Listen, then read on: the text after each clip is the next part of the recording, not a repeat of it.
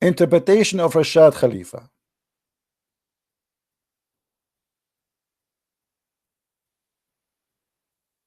Call me and tell me I accept Rashad Khalifa. Yes, Abdul.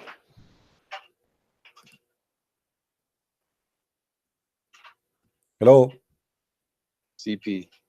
Yes, Abdul. How you doing? I'm fine. Let me plug my headphones in. Give me 1 second. Can you hear me? I hear you. Now, okay. What do you think about this guy? He said he's sending me Rashad Khalifa. I don't know about that. All right. So no, don't tell. No, let us not to jump. Come on, answer me. Be honest. Why I don't know? I mean, suddenly you do not know. You Muslim, you do not know. I'm asking you. What do you think about Rashad Khalifa? And by the way, the idiot, he sent me translation of Rashad Khalifa, not interpretation for the verse. What does he say? What's Rashad Khalifa about chapter 8, verse number 67? What do you say about that verse? What do you think about Rashad Khalifa first? Is he a Muslim? Is he a Muslim? I don't know about his specific interpretation of that verse. He don't have interpretation. This guy, he's an idiot. He just made translation. This is not the question. Let's go back to the verse then. Okay, I'm asking you now, what do you think about Rashad Khalifa? I don't know. If you don't know, I will hang up on you. You are being no, don't hang up. Now. Come on, let's talk about the verse. Okay, so don't tell me I do not know. What do you think about Rashad Khalifa? What do you think about Rashad Khalifa? Let's talk about the verse. Come on. Okay, no problem. We are talking about Rashad Khalifa first. We have his Quran. Come on. Why do you accept Rashad? Do you accept? Why Muslim? They brought for me Rashad Khalifa. Now they don't want to talk about Rashad Khalifa. Let's talk about the Prophet. We are talking about Muhammad in the same time. Do you accept Rashad Khalifa? Either you say yes or you say no. I don't accept. No, I don't. You don't. Why don't? Okay. Why you don't? Because I only accept authentic. Why he's not authentic? Why he's not authentic? Because there's some people who accept him and some people don't. But okay, is he a Muslim for you? He claimed to be a messenger of Allah. That's between him and Allah. No, he claimed to be a messenger of Allah. Is he a Muslim? No, I don't accept that. No. Okay, so he is a false Muslim, correct? I can't say. I'm not Allah subhanahu wa ta'ala. Okay, you are not Allah subhanahu wa ta'ala. Okay, so your brother, he was trying to fool us saying Rashad Khalifa. Now, we go to the verse, no problem. Okay. The verse in the front of us, chapter 8, verse number 67. What do you say about it? All right, let me, I'm going over to YouTube.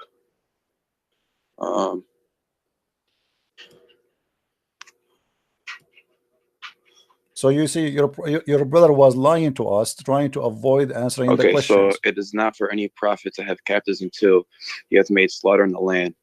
He desired the lure of his world, and Allah desireth for you the hereafter. Okay. What is this verse about? So that means that you cannot just go and take captives unless that there was a war or there was a battle that had some meaning. So you can't just go to a town and take captives. This is according to who interpretation? We'll look at the verse. I'm asking you, is that according? Okay, I will give you three options. You tell me. I will give you three options. Is that according to the grocery store guy, or falafel store guy, or Ibn Kathir, or Al-Qurtubi, or Al-Tabari? It is not for any prophet. Okay, my friend, don't tell me. Suddenly you became an expert. I'm asking you. This is according to who? The meaning you give me.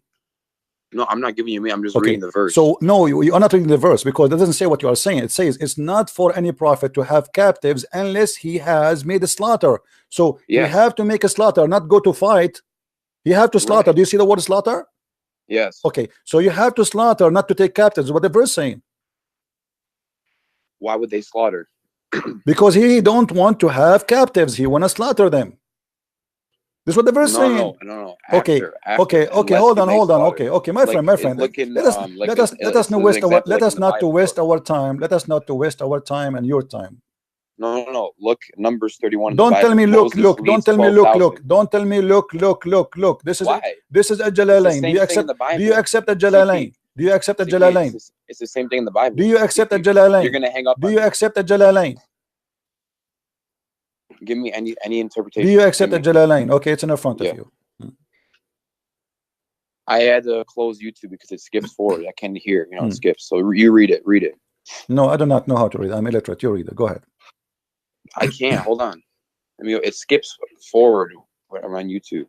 I can't hear the voice play of each other. But look, you're so worried about Prophet Muhammad alayhi salam killing when you see in the Bible the same thing. You just don't understand the context. You're saying, oh, Jesus came as peace when he said, I come to bring the sword. And did Jesus kill anyone by the sword he's talking about? Did he have a sword? He killed people with it. You got to understand, Jesus alayhi salam was a great prophet, and he came for what? 30 this is not the question. Years did Jesus kill anyone? This is not the question. Look at Moses, though. This is not the question. This is not the question. This is not the question. Did Jesus kill anyone? From all 12 tribes, this is not the question. 12,000 people. Change the topic. You are changing the topic. Did Jesus kill any? Did Jesus killed anyone? Did Jesus? You mentioned to me. Okay, so you mentioned to me a verse about the sword. You are lying to us. This is not about the sword. Moses, didn't he? Okay, hold on. Let me ask you about Moses. Isn't it Allah? He ordered Moses in the Quran to slaughter the Palestinians. Yeah. Okay, why? What did Moses do? Why? Well, I don't know. Why did he do it in the Bible? Okay. Why did he lead 12,000 in the Bible? Why did he kill? No. Hold on. The Bible have a story. You see, open? the funny about your Quran. The funny dancing about your around. Quran. Why? Okay, the funny about your Quran. There's no story in the story. Suddenly, we hear that Allah, He said to Moses, "Go and take the land I assigned to you." Yeah. Okay. Does it say the same in the Bible that I assigned the land, just kill the people just to take it? Yes, it does. Okay. Go read Numbers 31. Go Okay. read it. Read the verse. Pull it up. Okay. Read the verse, and let us read together. Go ahead. Yeah. And I will show you the verse in the Quran. Hold on.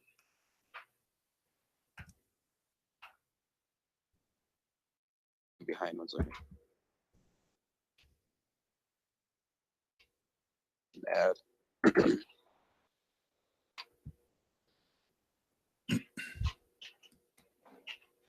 Okay. Give me the verse you are talking about, please. Numbers 31. I think it's are you pulling it up? Okay. You tell me. Did you pull it up? No, you tell me where. I don't know. You tell me. I'm learning from you. Okay, hold on. Go ahead. Hold on. Yeah. Right here. Okay, Numbers 31. Pull up Numbers read 31. verse number 1. Go. Read verse number 1. You want me to read it to you? Yeah, read verse number 1. The Lord said to Moses, take vengeance on the Midianites for the Israelites. After that, you'll be gathered to your people. Because of what they did. Because of what they did. Okay. Okay. So they are attacking them first. Hold on. You see here the line. You see here the line in the Quran. The story. I didn't even say anything. The Quran is a different story. So don't okay, mention. Let's read what happened. No. You said it's the same. You said it's the same. It's not the same. Go to verse number 7. Okay, yes, hold on. Because of what they did to the Israeli. What they did to the Israeli. Okay, good. They were mean. What? No, they are mean only. Moses. Okay. Moses didn't turn. My friend, hold on. Okay, so let us make it straight. Moses is a person who came and he told them that God told me eye for an eye. Is that true? Yeah. Okay. Yes. Now Muhammad is attacking people who did not attack him. Is that true? I would say that's not true. Are you sure?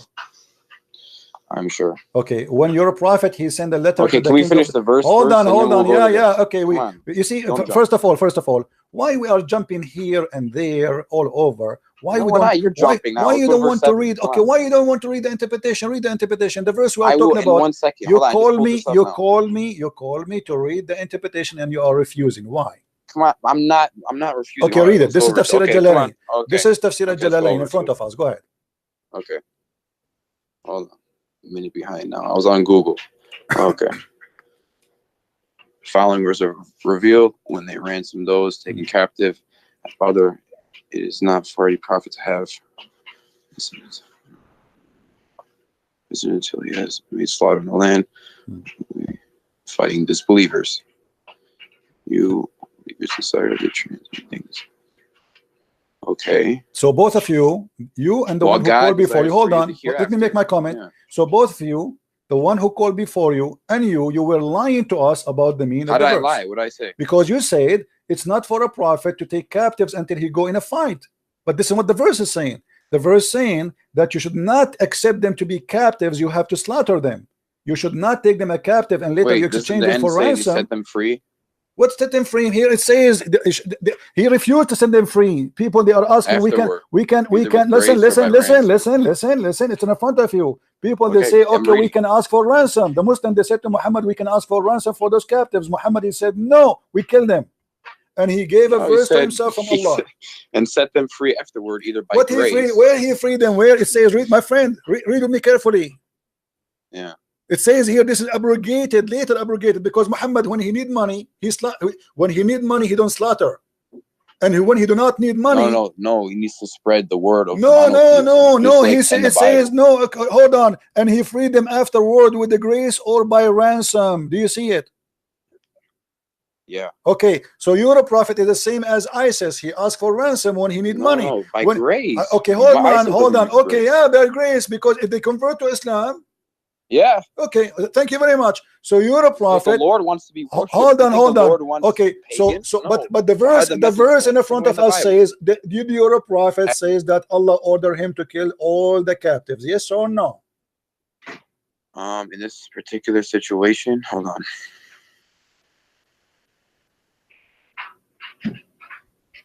Not everyone, because they had the captives. Look, some were My set friend, free he by killed the grace. captives. This is what it says. He don't want to take the Muslim. They are saying we can make money from this. Muhammad, he said to them, Muhammad always he used Allah as a puppet.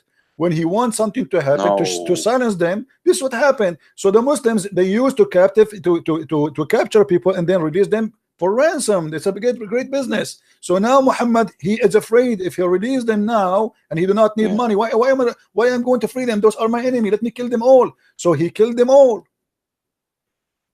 Where does it say he killed them all? It says it's not allowed for a prophet to release for the sake of ransom. He have to make a slaughter. Read carefully with me. I don't know. It's not allowed for him to take captives.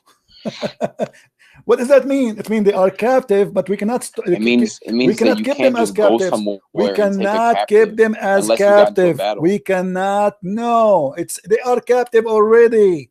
It says the following What do you was mean? revealed. Read, my friend. Read. When they ransomed those taken captive. Do you see they are already captive? So when they ransomed those who they are taking captive at Badr, it is not for any prophet to have to take ransom until he slaughter. It's not time for ransom now. Now it's time to slaughter only. So we slaughter them all.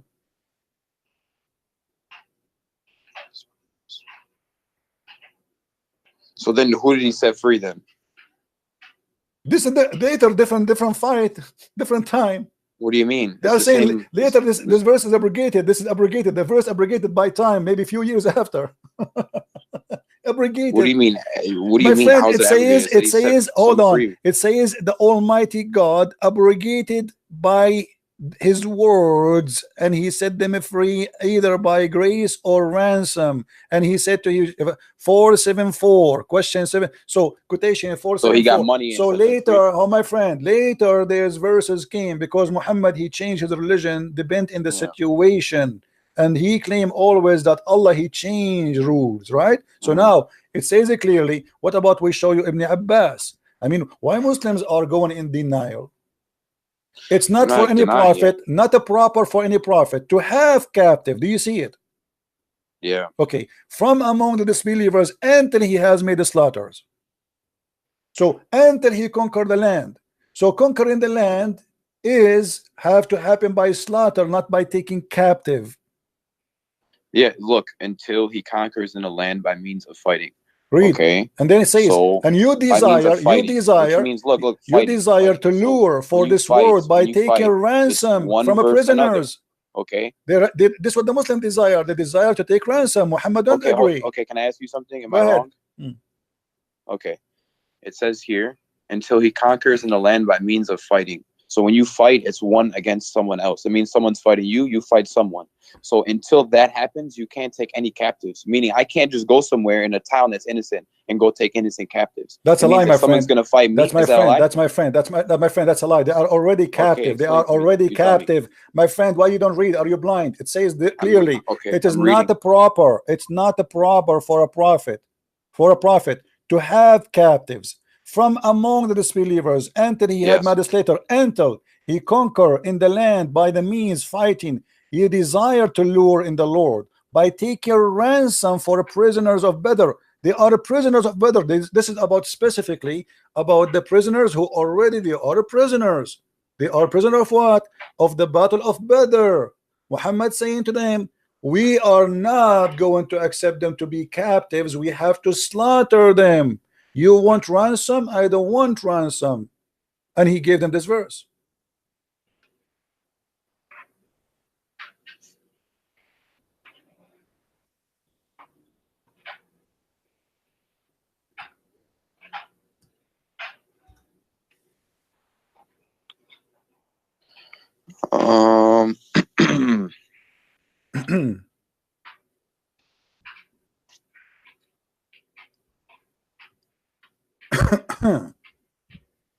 I think that you're misinterpreting the beginning a little bit. My friend, this is your interpretation, and now I am misinterpreting the interpretation. No, It says, I think that you're it not says, my friend, understanding it says they are prisoners of Badr. Does it say the word prisoners of Badr? They are prisoners already. by taking ransoms. Yeah. They are prisoners already. Let me ask you, after your prophet, he Look, ye desire the okay, lure of this let us world by prove taking something. ransoms Let us from the prove prisons of something. brother. Did your prophet, there's any story clearly saying that the prophet, he killed his prisoners? Is there a story of that? Hmm. Pull it up. No, I'm asking Just you. pull it I'm up. asking you if there's any stories, like, to make it more clear for you. If there's any story says your prophet, he killed his prisoners. It wouldn't be anything that was worse or in greater magnitude than the Bible, because Prophet Muhammad alayhi salam was the same prophet, the same God. So it wouldn't be anything yeah, the worse. same prophet, the same God who kisses stones, right? Now let us read together. No, if this is that's like saying hold on. Is that your prophet or ground, this is my prophet? you know? Is that your prophet? Read carefully. Hold on, it's loading. 1 second. Was killed except one. She was back and belly extremely.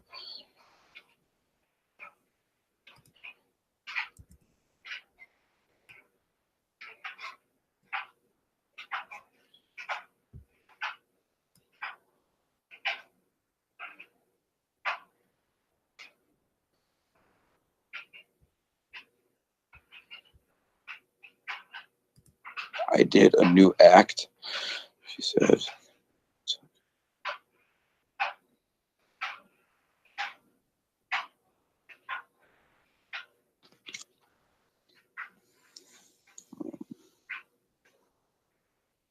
So she was the only one that was killed?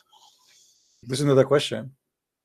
No, I'm asking you. I don't know. I'm asking you, are they prisoners and he was slaughtering them? She was killed. This is another question. I'm not talking even about her now. I'm not even talking about her. Was he slaughtering was he slaughtering the prisoners one by one?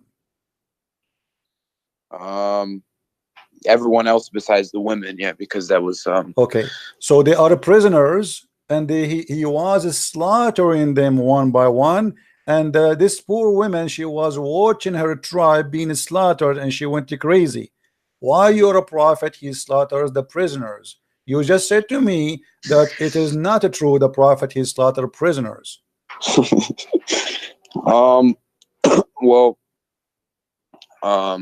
what time was this revealed around? I don't care. This is come on. Let's be honest. You see, I'm trying to find an honest Muslim when he speaks to me. Find the same thing. Okay, hold on. We don't understand it. We see killing. Don't tell me understand. Don't tell me understand. They are prisoners of war. If you look in the Bible, hold on. Okay, no, okay, you can show me from the Bible as much as you wish. Show me where the prisoners. No, you don't let me.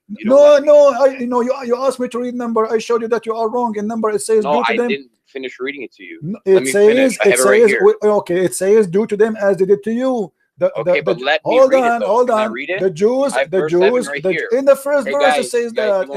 In the first verse it says that. Because you'll never find Quran. You'll never find any hadith like this in the Bible. Don't change it. You are, all what I'm saying. You are trying to change the topic. This is the whole. I'm telling you the same thing. This is the it's not the same. No, it's not the same thing. It is You'll not, never find this, my friend. Okay, then I'll read this, and you pull up a verse from the Prophet Muhammad. My friend, hold on. Why? Let me read this, and then you pull me a verse up. You can read as many as you wish. Okay, then let me read it now. Stop playing games. First of all, why you would lie to me? Why you would lie to me, saying to me it doesn't say. It doesn't say. No, you are the one getting busted. Okay, why let me read it right here then. Why you said he did not kill the prisoners? Why did lie to us? He did kill prisoners, just as Prophet Okay, Muhammad no. did. So But you now don't he understand the did. So now, situation. okay. You So don't now he understand what agree happened. he You don't did. understand Okay, who these why he people killed were. this woman? Why he killed this woman? He killed one woman. One Why woman. he killed? Why he killed her? I don't know. Let's read For this she one is here now. laughing. They fought against Midian as the So Lord according to commanded Islam, Moses. if somebody is laughing, you kill him. If she is a woman. No, that's not what happened. So this what happened. Read it. No, but that's not. It's not how you're taking it. That's not You tell me happened. how You're it making is. it seem like, No, oh, you she's tell some me. innocent No, woman you and tell she me. laughed Tell and me. then they Okay, killed her. you tell me That's what not how it happened. You tell me what happened. Okay, let me go back to it 1 second. And I got this verse in front of me. You're gonna let me read it after or no? You can read as many as you wish. I know I can't. You don't let me. Okay, well, my friend, why you don't want to tell me why he killed? Okay. So first of all, we read no woman was killed. Okay, so no woman besides this one. Let's read why she was killed. She was laughing, right? She was talking and laughing. She was laughing while her people were being killed, and you're acting like she was in terror. What was she laughing about? Because her family are being killed. She went mad. She's laughing. It's funny. She went mad. Obviously, she is in drama. Or was she crazy? Was she a crazy woman? Okay, so you are saying know? to me, if somebody is a crazy, if a woman she is a crazy, this is the mercy of the Prophet. He killed her because she's a crazy now. Well, I don't know what was happening, but she I was am laughing, asking you, so my she friend. clearly didn't care about what was happening. No. You see, you are trying to avoid. I'm not avoiding. Okay, so why he killed her? I'm asking you why he killed her. Why he killed her? What she did? Okay. A man called her name. Where is so and so? She said.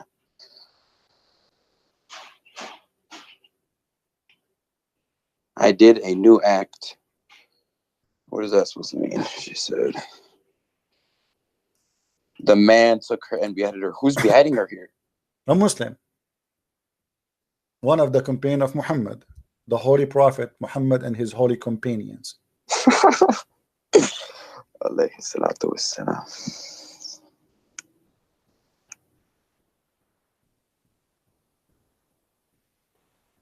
I did a new act.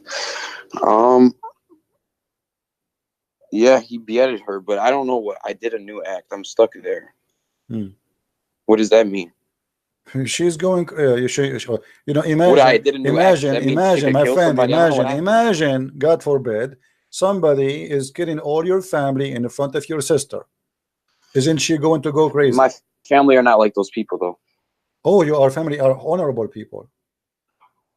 Well, I'm just saying this. They're not like those people. Why they are not? Why they are not? They are not a human. So your family are a human. No, those are animals. I'm not saying that those people are not so human. What do you mean? So what do you mean? She is a Jewish woman. She worship God. No, she wasn't Jewish. Those are Jewish. Don't you see? It says Bani Qurayza. Yeah. Okay, Bani Qurayza are not Jewish now. Since when? Okay. Well, this one woman, whatever happened with her, she was killed. Okay, based on they only killed one woman there. Based on Islam. Based on Islam, should Muhammad be killed for this crime? For Muhammad should be killed for this crime? No. Why? Okay. Let's go back to this verse. This is why. Okay, look. These are the same type of things that were happening in the Bible. Look, don't change the topic. Don't change the topic. As the Lord commanded Moses. No problem. The same as they did to them. They did to them. No problem. Okay, and killed every man. But here, Bani Qurayza, they did not take any slave women from the Muslims. Okay. Look. They did not rape any slave women from the Muslims. Hold on. Don't change the topic. Now, of Midian. You're a prophet. He killed the women who she is laughing. Should your prophet being killed according to the Sharia law? No. Okay, isn't it you Muslims who says to us that the Quran says that if a man he killed an innocent person, he should be killed? She was an innocent. No, why she's not innocent? Why she is not? Why she is not? Because she was killed. That's why. Why she's not innocent? Muslims don't kill because the Muslims don't kill innocent people, and she was killed, so she wasn't innocent. Here we go. But you don't believe. But you don't believe it. Hold on. So you are saying to me, if somebody don't believe in Muhammad, he is not innocent, and we should slaughter him. What is it? No, you just say it. I'm just saying that woman that was killed, she was not innocent. Why she's not innocent? I'm asking you why she's not. Because she did a new act. That's what she said. Then you actually laugh. Huh? Then you actually laugh. No, that's not what it means. No. Let's go. Come on, let's go to the Bible first now. Come on, let me Abdul, read it. I listen, got it right listen, here. listen. No, you are trying to. Why ju- you you not? are You trying. said I can read I it. answer you about the Bible. You are trying just to escape. You are But no, just. I'm You are trying to show desperately. you where No, same no, thing there, no, no. You but are you don't trying to accept it. escape. You are trying to escape. Okay, Just so you want because to. Jesus, Okay, hold on, peace hold be on. upon him, You are didn't saying do to it, me. now Okay, let me nobody ask you. else Let in me the ask Bible you. did. Do you believe in the Bible or in the Quran? Of course, I believe in the Bible, but I don't believe in the man-made parts of the Bible. No. Okay, There's no. I some want to are ask you. more I want to clear than ask you. others. Be honest with me. Either you say I Yeah. believe in the whole Bible, or you say I don't. Either the Bible is not accepted or accepted. Do you accept the Bible? That's not true. That's not true. There's some parts in the Bible where you can clearly see that How- it came from the Lord. Okay, hold on. Who is you to decide which is the part which is not? Well, like you Christians say, you have the Holy Spirit. Which one? Do you I have? have do the one you true have the God Holy that guides Spirit? You me. have the Holy Spirit. So You have the Holy Spirit. I have So- the one true God that guides Okay, me. so how Muhammad did not recognize the satanic verses? Then you look like you are better than your prophet. Well, Muhammad, he received there's satanic strong verses. evidence saying that those satanic verses Hold never on. happened, and that was a later invention. No. There's Hold strong on. evidence for it. You just said Just to like me. you're going to give me You evidence just that they're said to real, me. I You can give just you evidence said that they're to not me. real. You see, hold on. You just said to me. You can recognize what is true in the Bible, what is not. Yeah, but you have no proof that that even happened because there's strong evidence that that was a later invention. What do you that mean? Never even happened. What do you mean not happen? What does not happen? Those verses. I know what you're talking about. So the Strong Quran is evidence lying. to say it So never even the happened. Quran lying. Huh? So the Quran is lying. No, it's not. How come? The Quran is saying Allah will delete what shaitan he throw. If shaitan he throw nothing, Allah will delete what? Wait. Say it. What? Allah said. What are you talking about? I'm sorry. I thought You said to me that this is nothing. The satanic verses never happened. So Allah will delete something never happened. Pull it up on the screen. It's in the screen. Okay, hold on. I'm going to it now. I'm behind. I was on Google. I'm sorry. Hold on.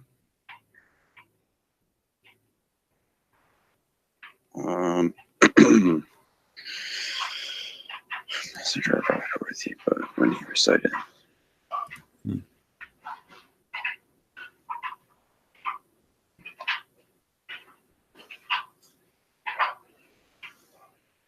Okay. Never sent we a messenger or a prophet before thee, but when he recited the message, Satan proposed opposition in respect of that which recited thereof. So do you know what that means? No, I do not know. You tell me. So never sent we a messenger. So never has God sent a messenger or a prophet before thee. But when he recited the message, so when he recited the message of God, Satan proposed opposition, meaning right after the message came, Satan came and he tempted. And he tempted. What he tempted? What does that mean? Explain to me. That means he came and he tried to give opposition and he tried to turn him away. What does that mean? Just like how you see, why did Jesus go out into the desert? Okay, this is okay. Hold on. It's the same thing. Let us laugh together. No, when Jesus went to the desert, or he did not actually go to the desert. This is funny. There's no desert. When Jesus he did fasting, right? Shaitan he tried to tempt him, but he failed. Here he was successful. Yeah. Because Shaitan, Allah saying, I will take what Shaitan did. Correct? I will take it from where? I will take it from the Quran. No, he abolishes that which. Abolish it from where? Abolish it from where? Abolish it. That means the power of Allah is stronger than Satan. Abolish it from where? From his temptation. So, like every time. That's not true. That's not true. Okay, explain to me what happened exactly. The temptation you are talking about. Tell me the story right now. Hold on. Tell me the story. Okay, this is the story. I'll give you an example. Okay. Okay, just like okay, look at the golden calf. Look at the story of the golden calf. So the people made the golden calf, and was that around the time? Was that 10 Commandments or was that Abraham? I'm sorry. Is look, what it's trying to say is every time that there's a message that comes, Satan comes and he tries to skewer that message. He tries to mess it up. He tried only, or he put really, or he put really. Did he really put, or he tried only? Huh? Was he successful to put in the mouth of Muhammad? No, Did Muhammad speak? Of course not. Okay, read with me. This is Tafsir al-Jalalain, please. Okay, hold on. Yeah. Okay. Okay. I'm reading now. Tell me to scroll down when you are, like when you want me to scroll down for you. Okay. Is the whole writing showing or not all? Yeah, it is until subsequently at the Okay, bottom. now it So I'll shows let all. you know. I fix it. Go ahead. It's not been commended.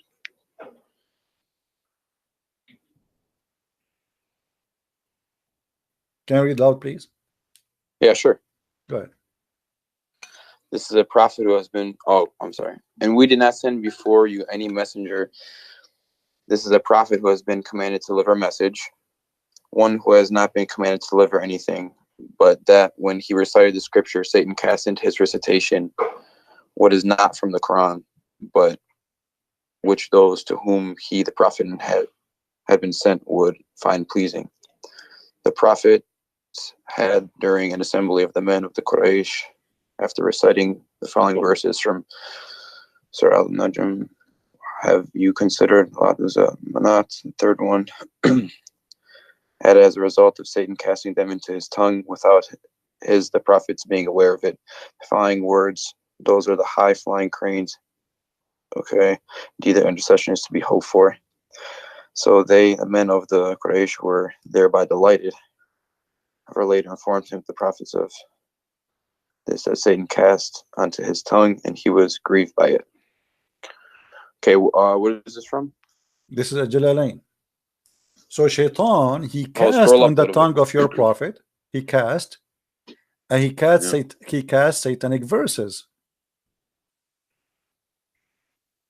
And then Jibreel, he said to him, he came to him after. Jibreel, however, later informed him, the prophet, of that Satan had cast into his tongue, and he was grieved by it. Do you see it? So you said to me, he tried to tempt. What's that? You said to me, 19 to 20. What is that there? What? 50 right there, right after it says Al-Utsa and Manat, the third one. Yes, it says 53, 19 to 20. What's that from? This is different. The chapter of An-Najm. So your prophet was reciting chapter. Can you go to it? No problem, but let's stay here first. Let's go to that chapter of An-Najm. You can go. That have nothing to do with this, because supposedly this is taken from there. He's reciting to you that he was reciting An-Najm when this happened in this verse. That's all. There's no point of reading that verse. I mean, he did read it for you. It says, while he was reading that, do you consider the Lat and Al-Manat and Al-Uzza and Manat the third? Then this is chapter 53, verse 19 and 20. He added, as a result of Shaitan casting them into his tongue without the prophet being aware of the following words. So Muhammad, he said that by his tongue. Those are the high-flying crayons of Al-Gharaniq, Al-Ula. They are the high goddess, and indeed their intercession is hoped for. So your prophet in this moment, he worshipped the three daughters of Allah, and he ordered his followers, including the whoever watching, that it's a must to ask them to intercede to Allah because they are his daughters. You said to me, oh, that he tried, this is temptation, he tried to give me example, but this is not what happened. Scroll down a little bit. Scroll down so I can read more.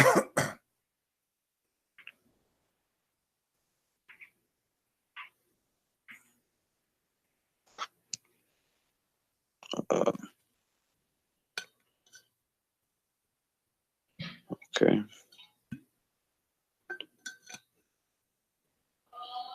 So first,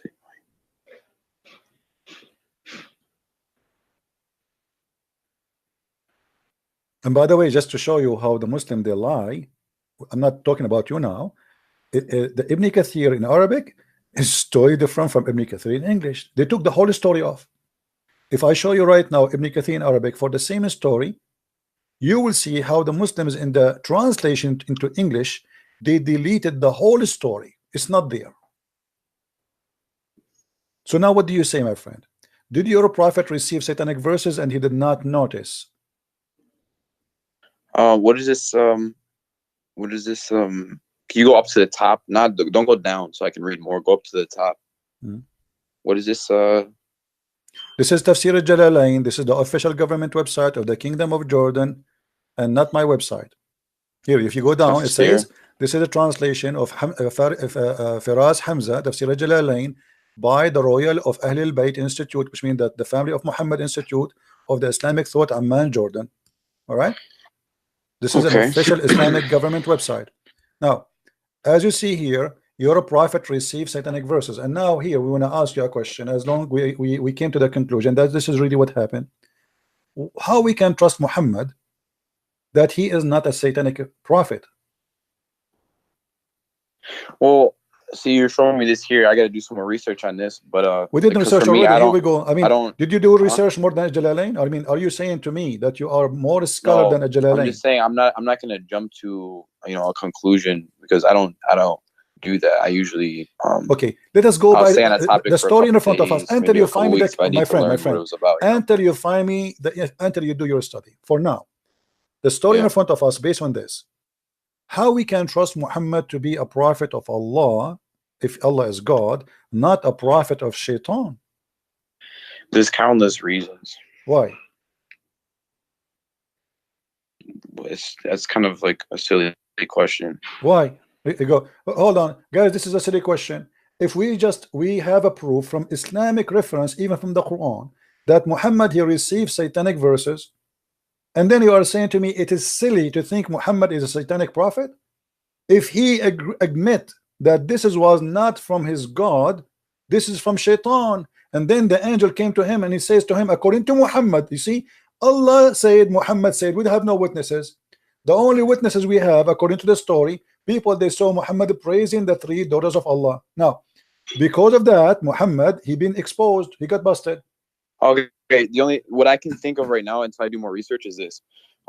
So just like, okay, I'm gonna go back to the example of Jesus when he was fasting. Why would he even be tempted if he couldn't sin? You know what I'm saying? Or if he couldn't make a mistake, or if he couldn't slip up. Yeah, reading translation. The word tempted. No, there, my friend, what I'm saying tempted, is like tempted as a past tense does not mean that he was tempted. He tried, Shaitan, he tried. Jesus, he told them, turn this rock into bread. He told them, jump off the edge and your angel will save you. So the temptation is Shaitan, he wants something. Jesus did not do what Shaitan he want, as simple as that. Here, you're a prophet, he did what Shaitan want. No, what I'm trying to say is hold on, my friend. Because Shaitan the prophet hold on. Here, you see that the danger here is not only Shaitan, he did not tempt Muhammad. Shaitan, he spoke by the tongue of Muhammad. How that can be? Well, he recited the verses, is what it's saying there, and he later I am took reciting. it back. Okay, my friend.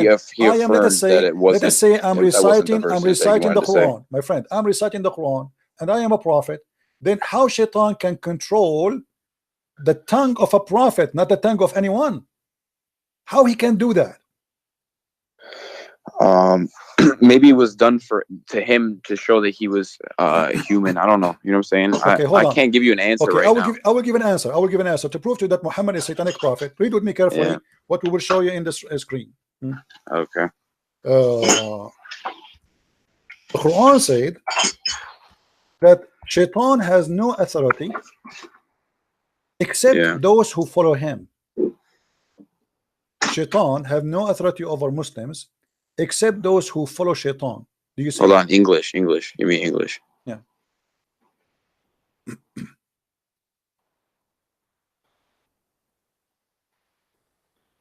Okay. So what the verse saying here? You have Allah speaking to Shaitan, saying to him, you have no authority over my slaves. Who is the slaves of Allah? Anyone who believe in him, correct? The Muslims. Yeah. Okay. Yeah. Except those who follow thee. So Shaitan, he have no power over Muhammad unless Shaitan and Muhammad are friends and Muhammad is following thee.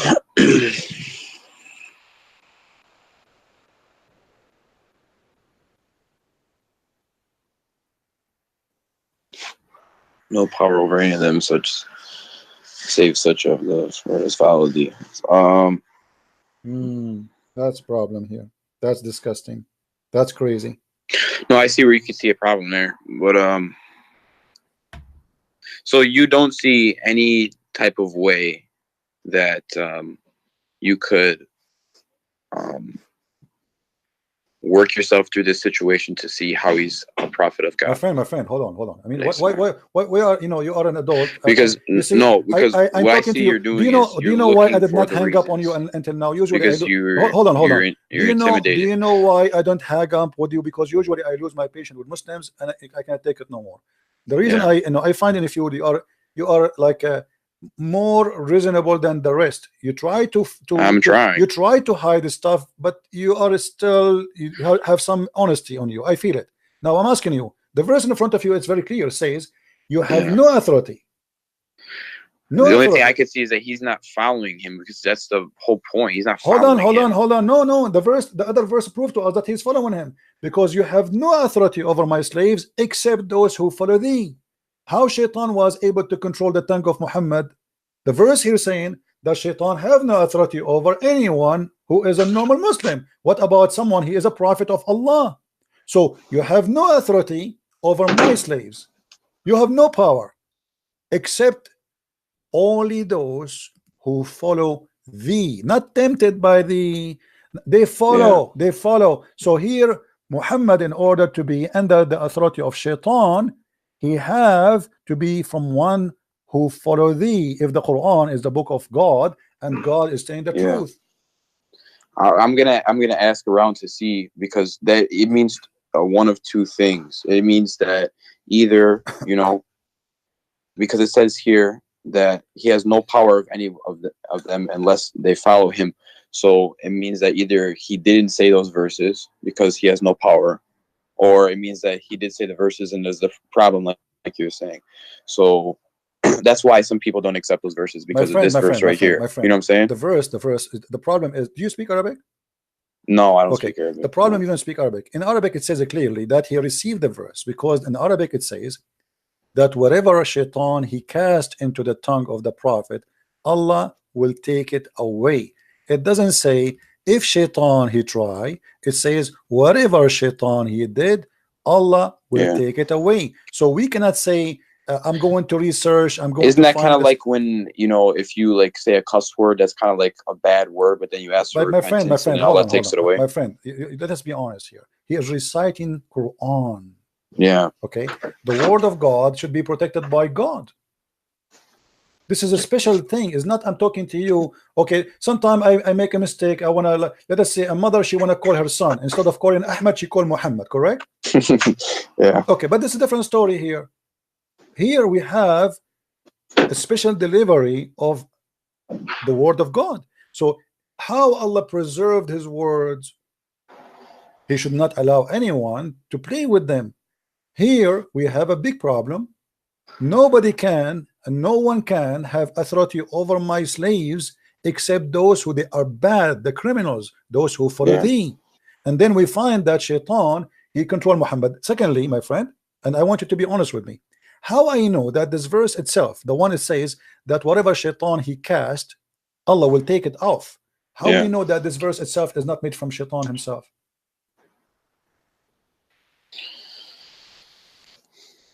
Because to make us comfortable now, okay, here we go. You got me busted. Obviously, this is Saint verse. So let me make a verse for you, and I will say whatever he said, I will take it off. How we know that this is not this one, even this one is not from Shaitan, just to make me relax and say, don't worry, be happy. The Shaitan, yes, he cast in the mouth of Muhammad, but we will take it off.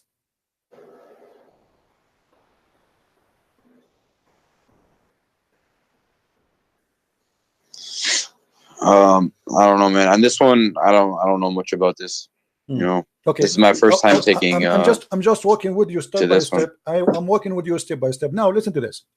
If there is a guy, if you are a judge in a court, if you are a judge in the court, and somebody says to you that this witness, he imagined things happening, do you accept him to be a witness? So I'm sorry, say it one more time. Somebody he imagined things happening. He imagined, he have an illusion, he have a mental illness. Do you accept him to be a witness in the court? No. Why? So he's like schizophrenic. Okay, so isn't it your prophet? He's suffering from the same issue according to your prophet? No. Read the hadith with me.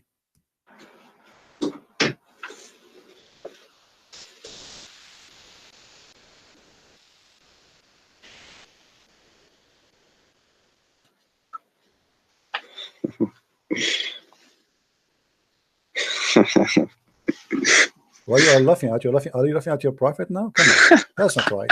I mean, show respect, please. Show respect, please, guys.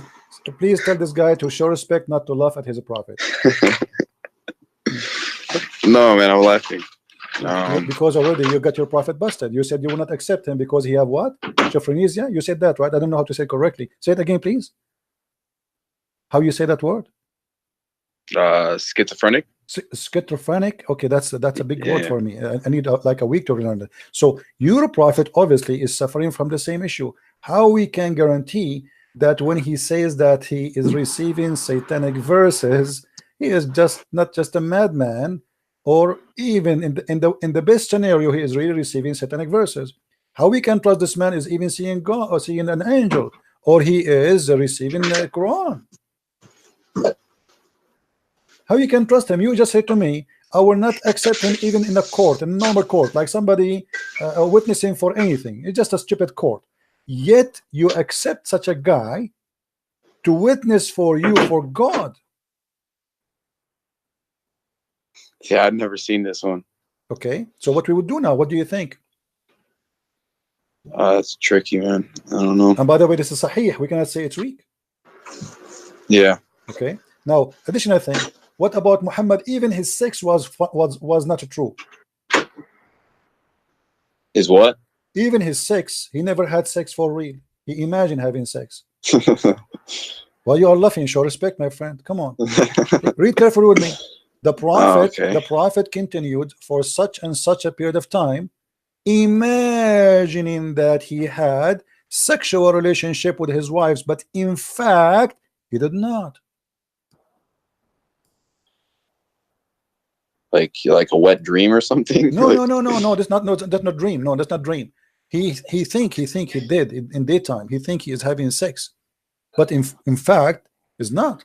Hey, does this have a number? Just oh yeah, sure. Here we go. I will give you just so I can like screenshot it, you know? Yeah, no problem.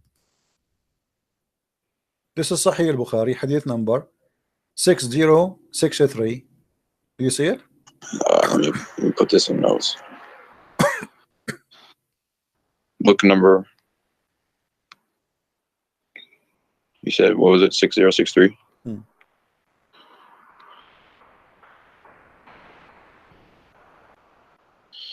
Okay, so now what we would do, my friend? You see, I'm honestly the only reason until now I did not hang up on you, because first you let me talk and we can talk, both of us. We don't shout over each other. Secondly, I'm seeing on you that somebody trying to find out maybe Christian Prince is not lying. Maybe, you know. Let us see if he is. Maybe I'm showing you in the screen what I'm saying. I respect you. Okay, I respect you. You know? So, my friend, can you accept really a person? You are the one who said you will not accept a person who imagine things to be a witness in the court. And it's proven from Islamic stories. The one is witnessing here is the wife of the prophet. I mean, this is not an enemy.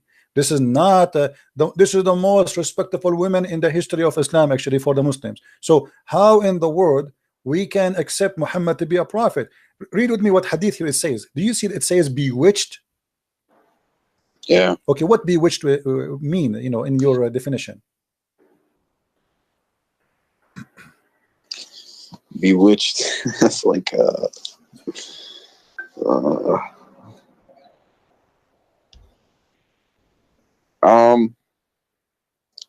what website is this? This is sunnah.com. Okay. Bewitched is like possessed, I guess. Okay. What possessed mean? I need your help, my friend. You see, English is not my first language. It's kind of like controlled by a force, yeah. By evil, right? By evil, correct? By evil force. Yeah, I guess so. Okay, evil force is what? Isn't it satanic? Yeah, evil force is satanic too. But isn't it that verse says that you have no authority over my follower except those who follow thee? Yeah. Okay, how Shaitan was able to control Muhammad. So Shaitan proving from Islamic resource that Shaitan controlling Muhammad, not only his tongue, his brain, to the point he imagined, he is a delusionate, and he imagined things happening, but in fact they never happened. But the Quran confirmed, if the Quran is the book of God, then the book of God should be saying the truth, and there's no exception. No authority you have speaking to shaitan except those who follow thee, and those who follow thee, they will go to where? They will go to hell. Do you see it? Yeah. So based on these verses, until now Muhammad is going to hell guarantee.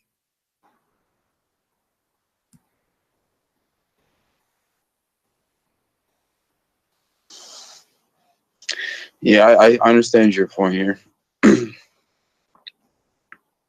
Are you leaving Islam now, or you will leave it tomorrow? Huh? Are you leaving Islam now, or you will leave Islam tomorrow? Well, I mean, I don't. Well, I wanna ask, you know, some people about this and see what they have to say, because my friend, let me ask you, what people they will say to you? I'm showing you the I don't know. I mean, who you will ask who is better than Sahih Bukhari? I will tell you what they will say to you. The brother, this is a false story, brother. The prophet did not do. Okay, come on, the books, all Islamic books saying that. I mean, what false story? Even the Quran saying whatever shaitan casts, Allah will take it off. How he will take it off if it's not there? I mean, it's funny. It's going to say I'm going to take it off, but there's nothing to take off. That is even stupid. That will make the Quran a stupid book. So the Quran confirmed the story, the Hadith confirmed the story, and the interpretation of the scholars confirm the story. And the same time, we have Sahih al-Bukhari confirmed that the Prophet was bewitched. And by the way, bewitched is bigger than just casting a verse of in the Quran, because bewitched, that means. What's the word in Arabic? What in Arabic? Yeah. Suhira Rasul. Suhira.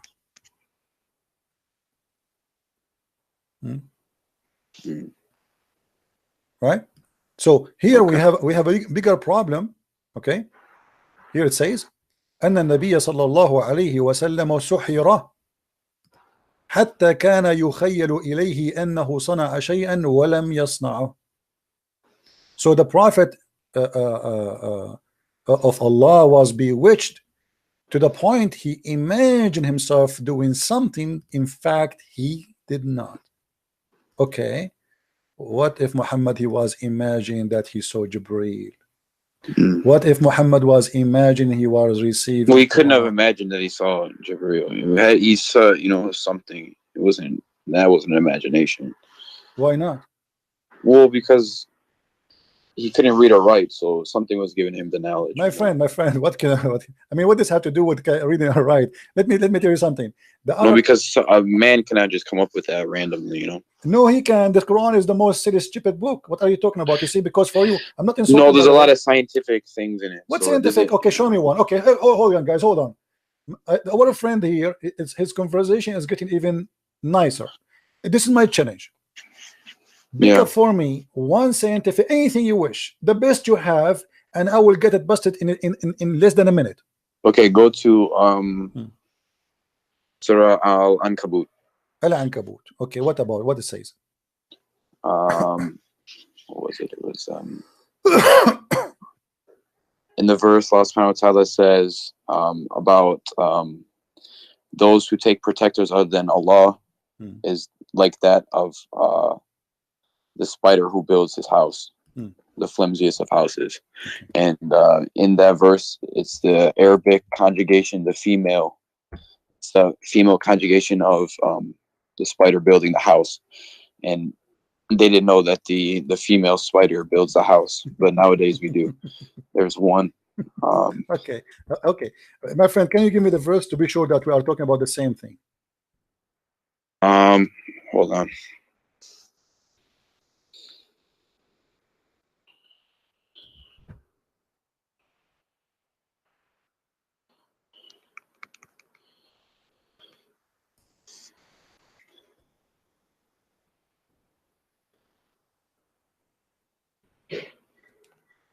It's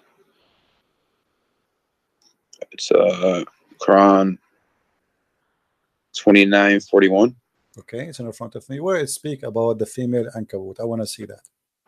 29:41. Where it says the word female ankabut. Where they got you? Who is the liar who said that to you?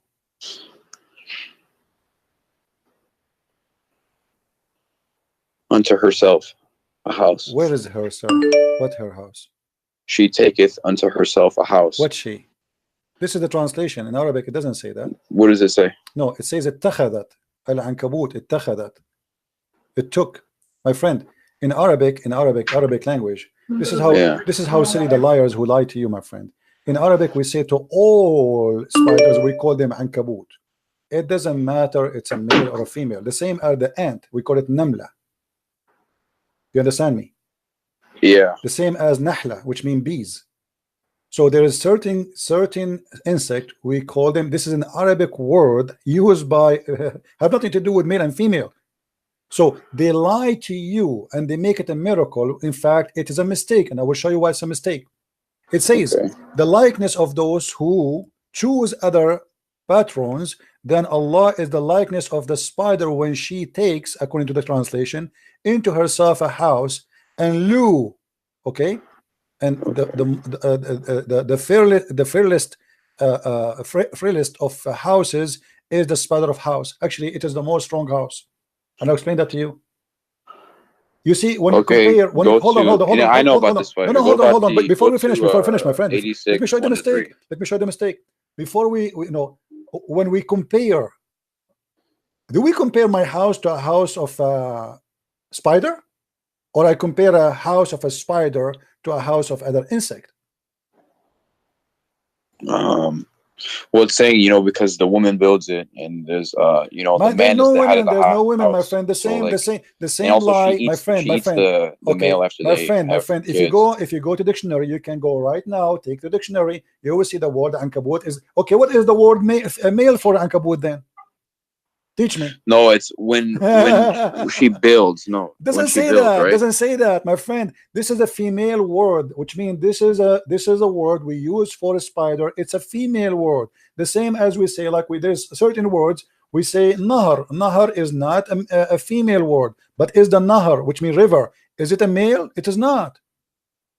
In the language, in Arabic language, we have male and female words. So insects, most of them, we call them female. As an example, we say namla. No, but the point in this verse was supposed to be that she taketh. My friend, it says al-ankabut. How did he know that? No, it's it not was she a female take spider. It. She take it. She take it. Okay. Do you want me to show you the interpretation? It says there's no way it says that this is about she and he. Come on, my friend. It's a female spider. It is not. It's not. It's a lie. It's a lie. Nowhere here. What do you mean? It says right there. It is not. This is a translation. It says in Arabic, it took. I can show. Okay, I will take the whole word. Here we go. Do you see the word اتخذت here? No. Okay, hold on. From the spider when she takes under herself a house. This is the word. This is the word اتخذت. The word اتخذت, right? Not the word. No. This is the word. They are translating the word she took from the word اتخذت. This is the word. They are translating that. So they say she took, but the fact here there's no she, and there's no female. No, I don't think that was the word. My friend, it's in front of you. Where is the word she female? Ankabut. Where it says that?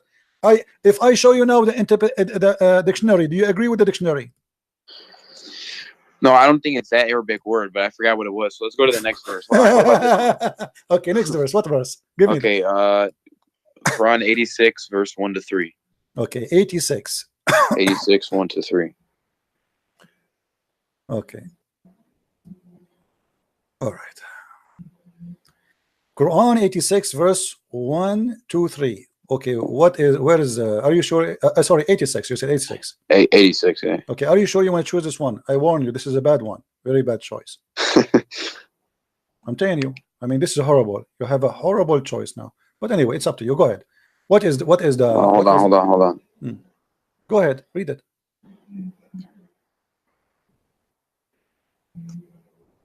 No. This is the same verse, my friend. It says that the women, she have a sperm coming from her ribs, and the man have a sperm. No. Hold on. Well, you mentioned it. Let's stay here. No, I give you the wrong verse. Okay, my friend, hold on.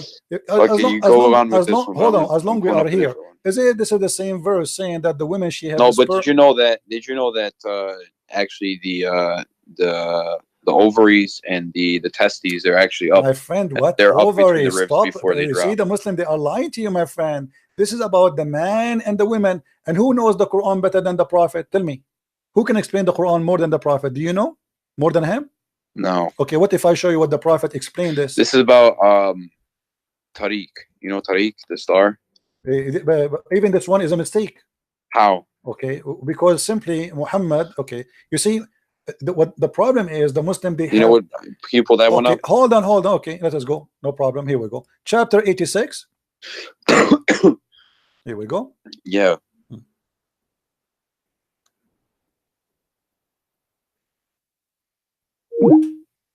No, I lost you.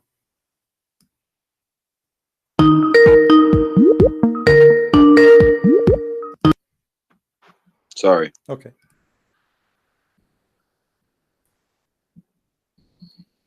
The star at-Tariq is a morning star, which is nothing what the Muslims they speak about.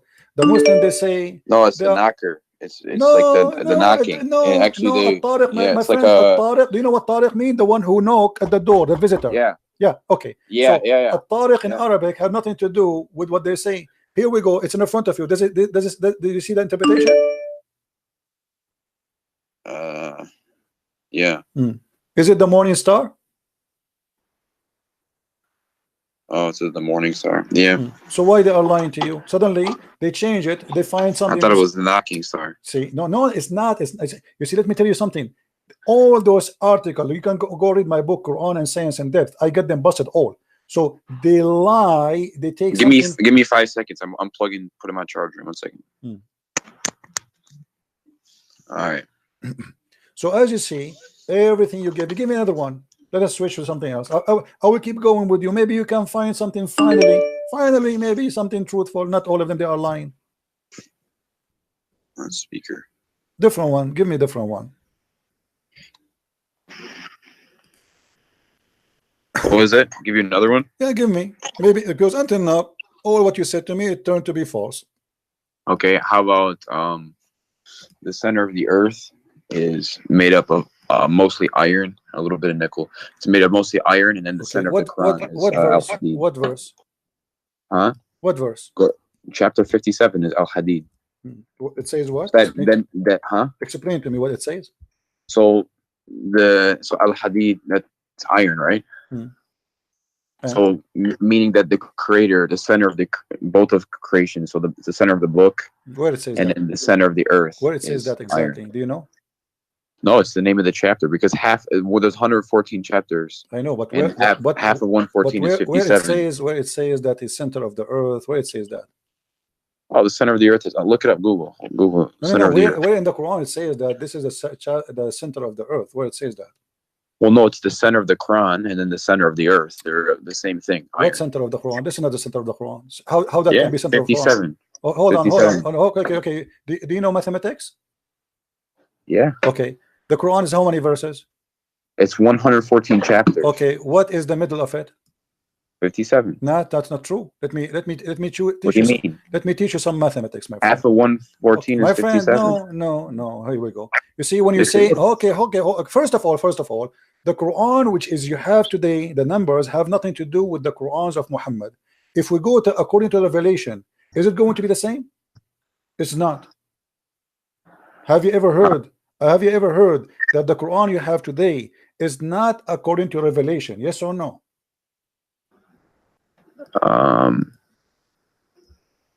Yeah, I've heard that. But okay, what is the number according to Revelation?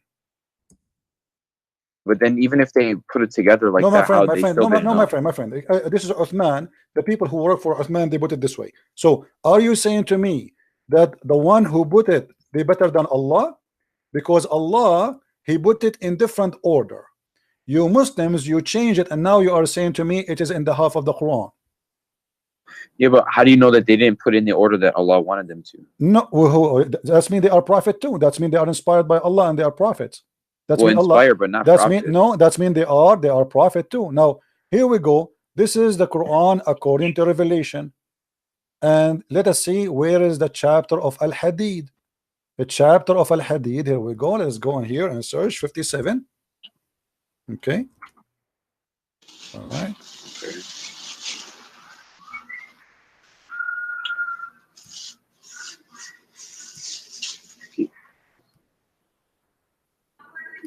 Okay. The real number of 57, according to Revelation, is a chapter of Luqman. Do you see it? Yeah. Okay, so now we go. We're not done actually. Let me show you something stupid here. You see, they are the one who mentioned this, so we have to deal with it now. You cannot escape it. Sorry, I mean you are the one who brought this to yourself. So you gave me a verse saying that this is a proof that Allah is God. This is a proof that Allah is false. Read with me carefully. Yeah. It says what? وَأَنزَلْنَا مَعَهُمُ الْكِتَابَ وَالْمِيزَانَ, and we send with them the book. This is a translation here says a proof. Doesn't say that, by the way. It say actually it says al-bayinat, yeah, which means like the clear evidence. Okay, and reveal to them the scriptures and the balance that mankind observe right measure. And he revealed the iron. The fact it doesn't say that. It says in Arabic وَأَنزَلْنَا الْحَدِيدَ, and we send down the iron. Yes. Okay. When he's yes. Okay, hold on. That's sent down. You know, iron doesn't come from the earth. You know, false. it takes like 150 million degrees False, to form iron. No, this is false. That's not what the science says. Science no, says, it's true. No, I know what the science says. You can search right. We can search right now on Google. According to Did science, you know we wouldn't have the ozone layer, finish. we wouldn't have My the friend, Van my Allen friend, radiation let me belts, finish. no My friend, hemoglobin in our blood. My friend, we send down iron means that Allah subhanahu wa ta'ala sent it from the stars. My friend, hold on. According to science, and we can search right now in Google, and I will show you in the screen that according to science, that the crust on the crust, there's big percentage of the iron on the crust, not the earth. On the crust was coming as a meteor. But look what happened here. Hold on. What happened? It says we send you iron for mighty war. Hold on. What are you talking about? This is what the verse is saying. No. It says we send the iron for mighty war. Mighty power. No, it says mighty war. What are you talking about? Ba'sun Shadid, this is for war. Do you barely sent our message. Do you want me to show you the interpretation? Do you want me to show you the interpretation? That's mighty power. What are you talking about? Okay, let me show you the interpretation here. Go, let's see if it's true or not. You see, Christian Prince don't say things without proof. Chapter 57, verse number 25. Here we go. This is your official government website. Okay. Okay. It's about war. So that's mean the man was there first, and then the iron came. In the same verse, it says that we send down the books. So Allah, He always sent, and not only that, I will show you a verse saying that Allah, He sent down feather. I mean chicken, don't have feather. Yes, feather. I will show it to you. Okay, here we go. This is a chapter 57, verse number 25. And this but don't you understand what it's supposed to mean though? My friend, I understand. Here we go. Okay, read with me carefully. Okay. Which translation, what interpretation you like me to show you? I don't care. You don't care? Okay, no problem. All right. And we send down iron, we caused it to be extracted from mineral ores where in a great might, which may wage battle as many uses for mankind. Do you see it? So yeah. Allah saying that He sent you the iron so you can kill people. Now here, look what it says in the Quran. It says that we send down the proof, we send down the book, we send down the scale. Did Allah send the scale? No. And then he says, and we send down the iron. Anything Allah created, He say in the Quran, we send down. And I will give you the proof of that. They lie to you and they claim that this is about sending down iron from the sky. The fact, no. Let us see how we can prove that not true. If we go in the Quran,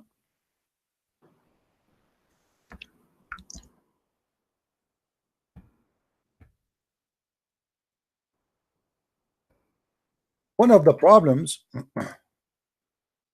Muslims suffer from, but they don't know, they don't speak Arabic.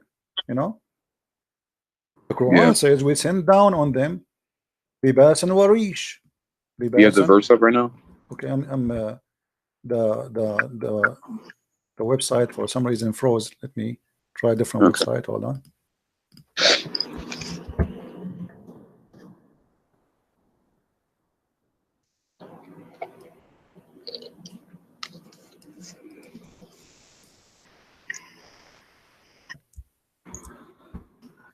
Do you accept that Jesus prayed like Muslims do today? Let's change topic, please. No, I'm just asking. O children of Adam, we have revealed into you the remnant or to cancel your shame. Okay, so Allah He sent down. You see the translation is here. We send, we reveal. The fact doesn't say that. It says we send down. Change the translator. It says Allah, anything you have, it says we send down. We send down. Here he said we bestowed. We bestowed. What bestowed mean? Like we have given. Okay, no, in Arabic it says وَقَدْ أَنزَلْنَا. This is exactly the same written in that about the Aaron. أَنزَلْنَا عَلَيْكُمْ لِبَاسًا يُوَارِي سَوْآتَكُمْ. And we send down on you. Change the translation. Let us see. We keep changing from one to one. Shakir.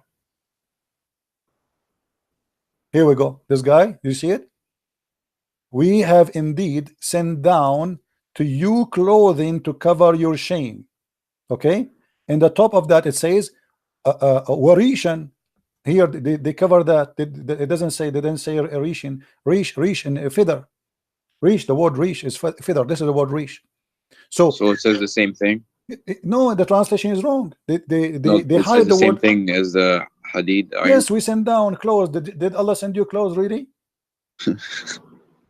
You see, we're trying to have an honest discussion. They lie to you. So how come if that one it says we send down, and this one it says send down? So how here they did not say, okay, we discovered that the underwear I have is sent down by Allah, right? Yeah, it's a lie. And not only that, here they hide in the translation there the word rish. According to the Quran, Allah even rish, which is feather, Allah He sent down. Even feather, which means the chicken was naked, and Allah He sent her a package in Amazon, and she received her feather. You see, the word feather is gone. I cannot find it. I cannot find one translation saying the word feather. And change the translation from one to one. You know, not even one of them is coming with the word feather. Yeah, where is the word feather? I don't see it. So they lie to you. You see, they are desperately trying to find a place where they can make a science out of nothing. Give me another one. Let's continue. Until now we found zero. Okay, I gotta find the verse. I know which one I want to. Hold on.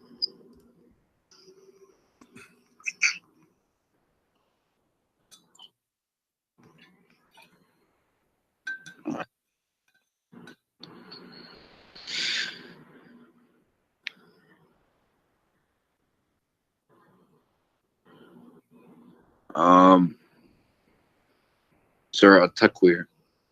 Okay. 81, 15 to 21. At-Takwir. What the verse saying? 15 to 21. Okay, tell me what the miracle there. Hold on, let it load on the screen real quick.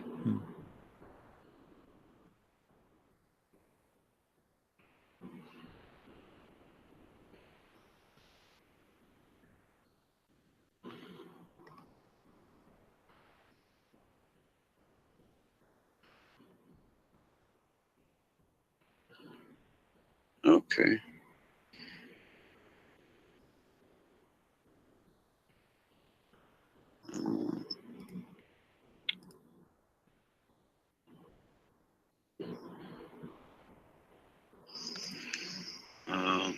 Does it say?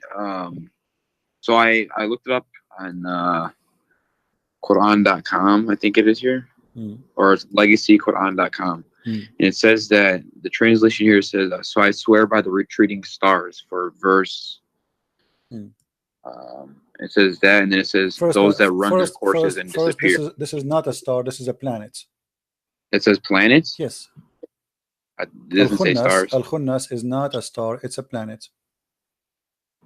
Secondly, Al-Khunnas is a very well known by the Arab at that time. Muhammad is just using what the Arabs see in their eyes.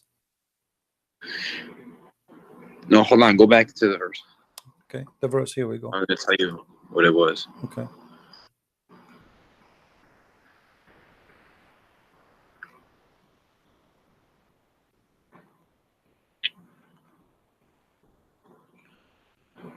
Okay.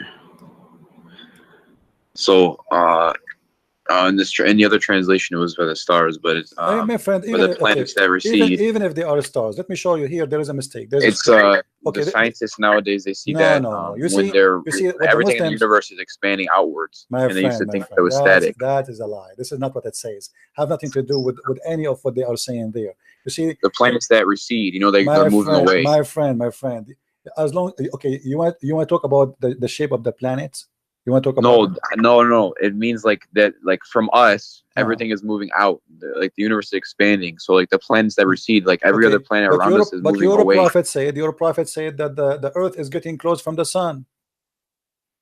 Huh? Your prophet, he said that the earth is getting close from the sun. Actually, the sun is getting close to it. The sun is going to get close to us until in the judgment day. The sun will be so close, and to the point we will be sweating, and our sweat will be covering our almost our ears. So this is a lie. Same time, if the Muslims are being honest in anything they say, when you speak about the space, who know better the space than Muhammad? No, but it's true that everything is moving away, though. Okay, my friend. No, everything is moving away. True, my brother. True. Yeah. I'm gonna go with you, but this is not what the Quran says anyway. Let us say, regardless if it's true or not, I don't care really what science says. I am asking you right now. Do you know what the Quran and what Allah meant better than your prophet? No. Okay. Where the sun goes every day, as long everything go away.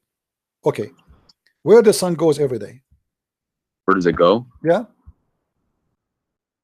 Nowhere. What do you mean nowhere? The sun is right there. It just stays there. But your prophet, you don't agree. Let's see. This is your prophet speaking. Read with me. Let me make it more clear for you. When the sun sets into the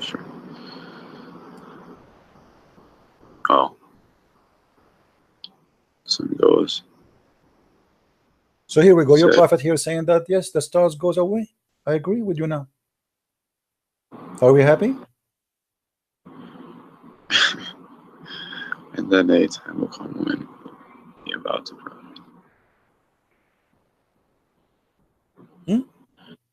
Are we happy? Finally, we find something true. Muhammad, he said the stars goes away. The sun is a star, and the sun every day travel from point A to point B and sleep where? Do you know where where the sun sleep where? It goes till it prostrates itself underneath the throne. Where is the throne of Allah? Where is the throne of Allah? Do you know?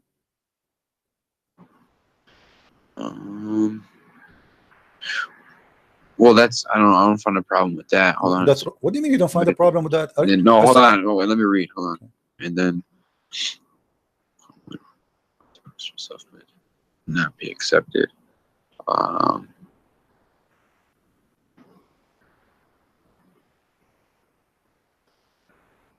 What's the context of this verse? What's it explaining? Nothing, my friend. Muhammad is leaving the mosque, and he asked, because Muhammad is a scientist, he worked in NASA. He wanted to teach those ignorant Arab where the sun goes. So he said to his follower, the one who was with him, Abu Dhar, he said to him, the prophet asked me at the sunset, do you know where the sun goes? See, the guy is not even asking him, but Muhammad, he cannot stop sharing his knowledge because it's amazing. Okay. So at the time of the sunset, I replied, Allah and his apostle know better. So Muhammad, he got his knowledge from Allah. There's no way he's going to make mistaken. We associate the knowledge of God with the knowledge of a man. His name is Muhammad. He said, it goes, who? The sun, i.e. travel, till it's prostrate itself underneath the throne of Allah, the throne, and take permission to rise again. And it's permitted.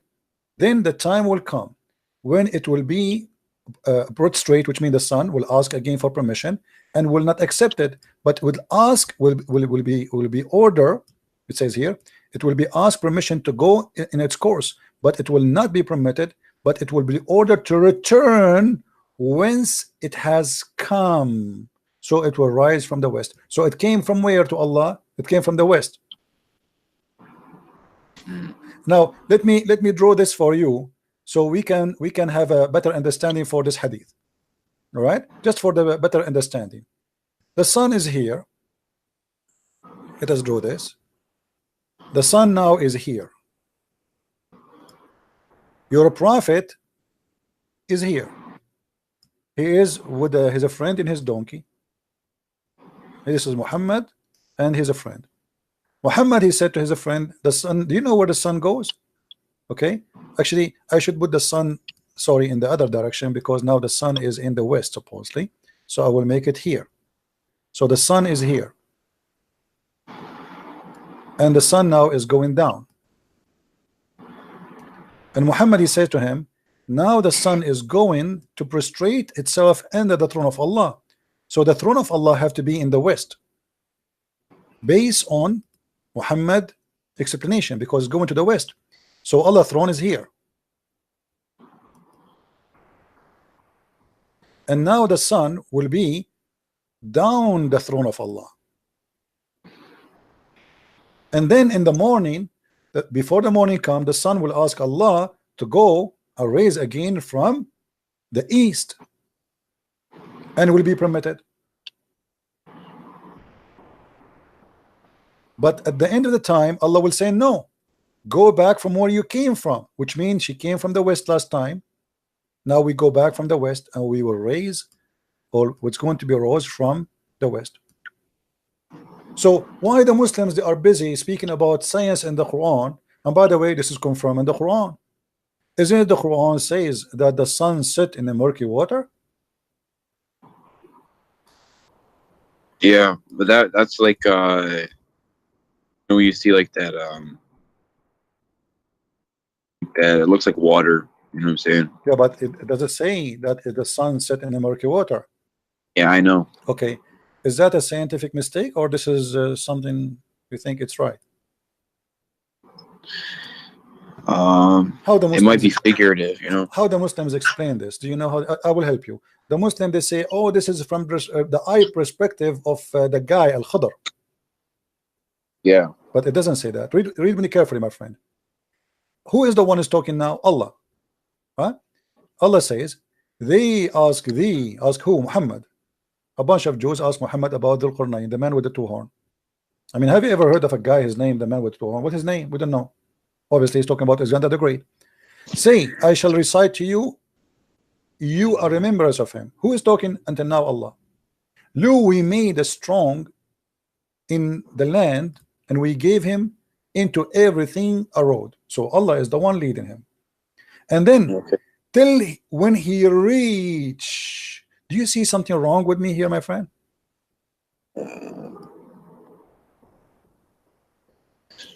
Who's talking? Okay. Allah is talking. He reached where? He reached the sitting place of the sun. Does it say that? Yeah. Okay. How you can reach that? Setting place of the sun. He found it was setting.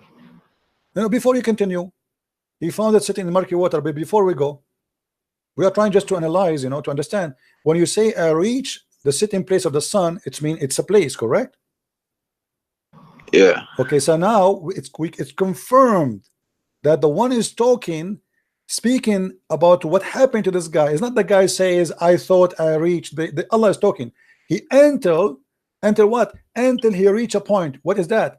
Where the sun set. So when they try to fabricate the interpretation, they say, oh, this is from the eye perspective. It is not Allah. It's not Allah saying that. The verse is so clear. It says, until he reached the sitting place of the sun. It's a location. So the guy, he was following a road guided by Allah until he reached the sitting place. This is a place he reached. And then he found it. Not he thought, not he saw it. He found it. When you say he found it, I'm reporting a fact. Is that correct? Yeah. Okay. So now he found it sitting in the muddy water. Is that accurate? Do you believe No, the sun does not do that. Okay, so how you think this is from God? I mean, what explanations did the smarter Muslims? Okay, who is a smarter Muslim in history? The smartest? Yes, the top.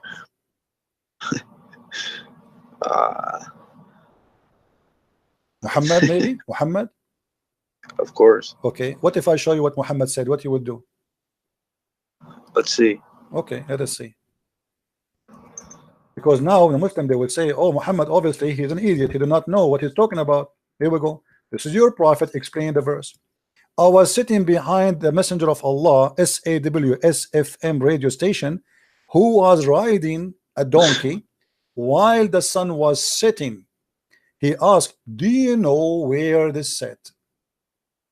I replied, Allah and his apostle knows best. He said, it's set in a spring of warm water. Oh.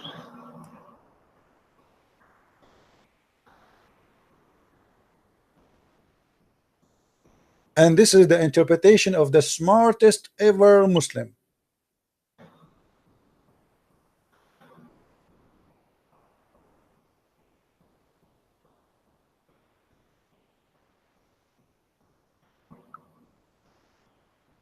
Have you ever had another Muslim try to tell you what this means? All Muslims are the same for me, my friend. Like, you see, you are a nice person. That's why I did not hang. I'm surprised. I mean, how in the world I survived to talk to you all this time without hanging on? Because usually I'm like, you know, everybody knows, like in the last 2 weeks I have blood pressure from shouting, screaming.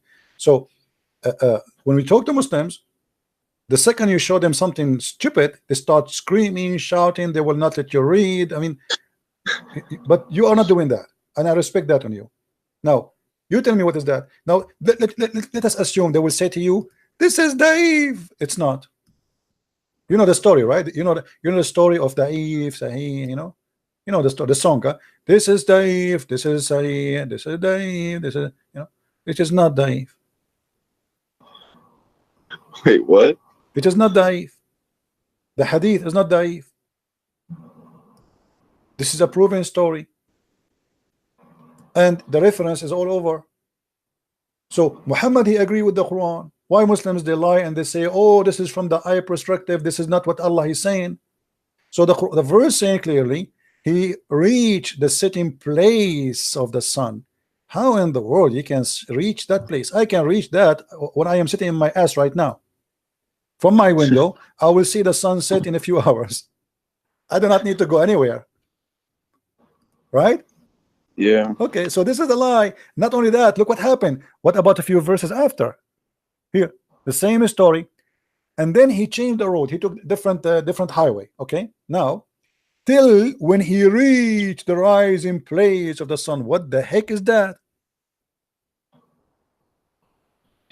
Do you see it? Yeah. Okay, how he reached the rising place of the sun? Where is that? You tell me, help me. I'm listening. I don't know. Okay, and then he found it rising. That's a discovery. I mean, he never saw this before. He reached the place where the sun rises. This is the garage of the sun. Okay, so now what we learn from this, your prophet, he made it clear. The sun goes and prostrates itself under a throne. But the throne is where? Do you know where the throne is where? Based on what we said to you? The throne of Allah is above the water. Do you agree with that? Oh, well, you're gonna yeah, okay, yeah, I guess so. Actually, let us confirm that, so people will not say we are making things up, you know. And his throne is above the water. Do you see it?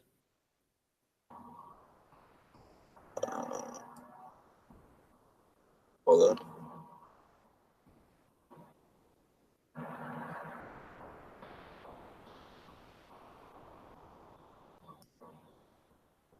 This throne was upon water. Yeah, I see that. Okay, so that complete the image for us. So now if we wanna draw the image based on all of this, Quran and the Hadith, both of them, they confirm one thing, that there is let us see a bigger space here. Okay, so what Muhammad is trying to say to us, that the sun every day go and sleep under the throne of Allah. There's a water here, and the water is muddy.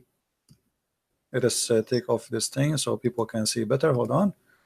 Okay. Yeah. So here there's a water, and this water is muddy, boiling water.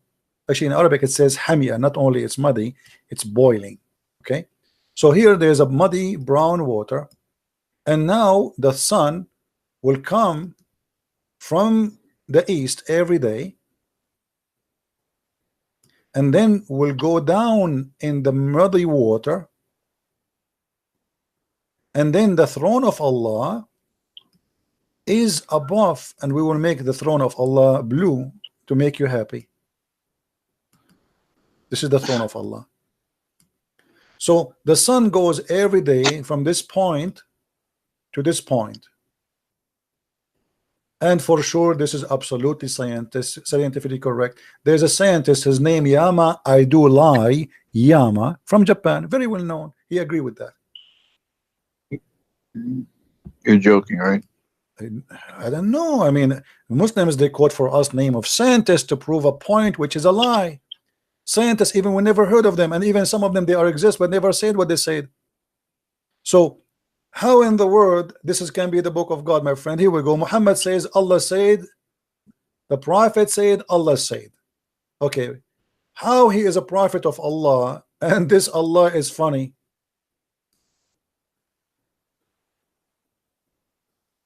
How this can be from God? I mean, honestly, my friend, I don't know what's your name. What's your name, by the way? Angelo. Okay, how in the world do you want to stay as a Muslim?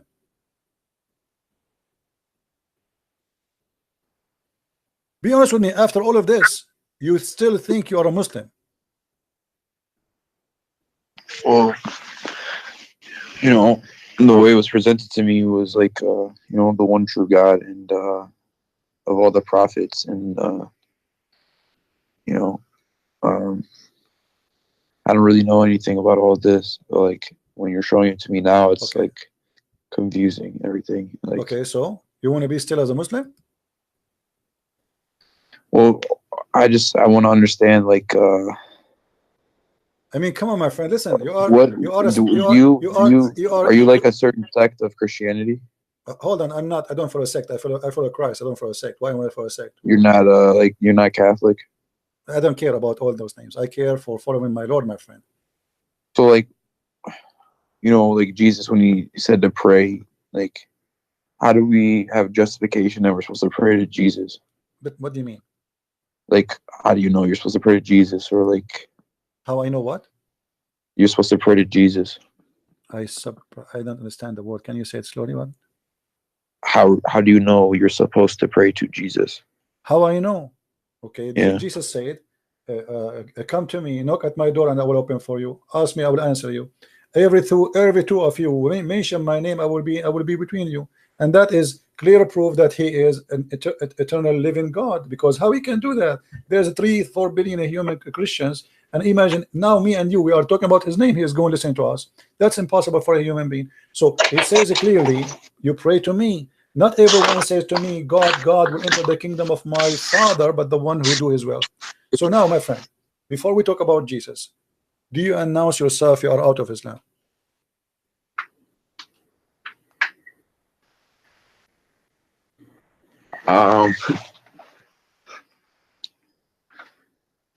That'll be kind of a big thing here.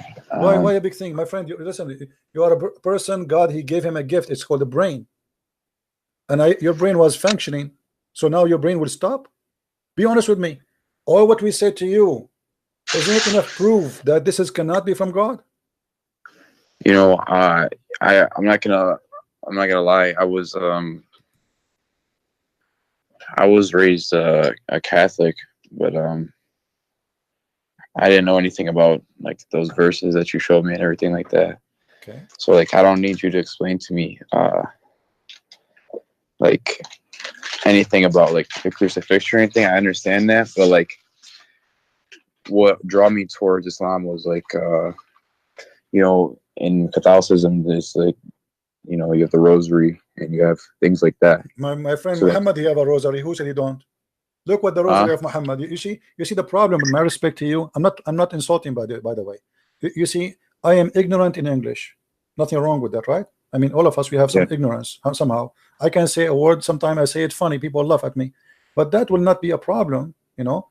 But here we talk about God, which we cannot be ignorant about God. Muhammad, he took the rosary too from the Christians.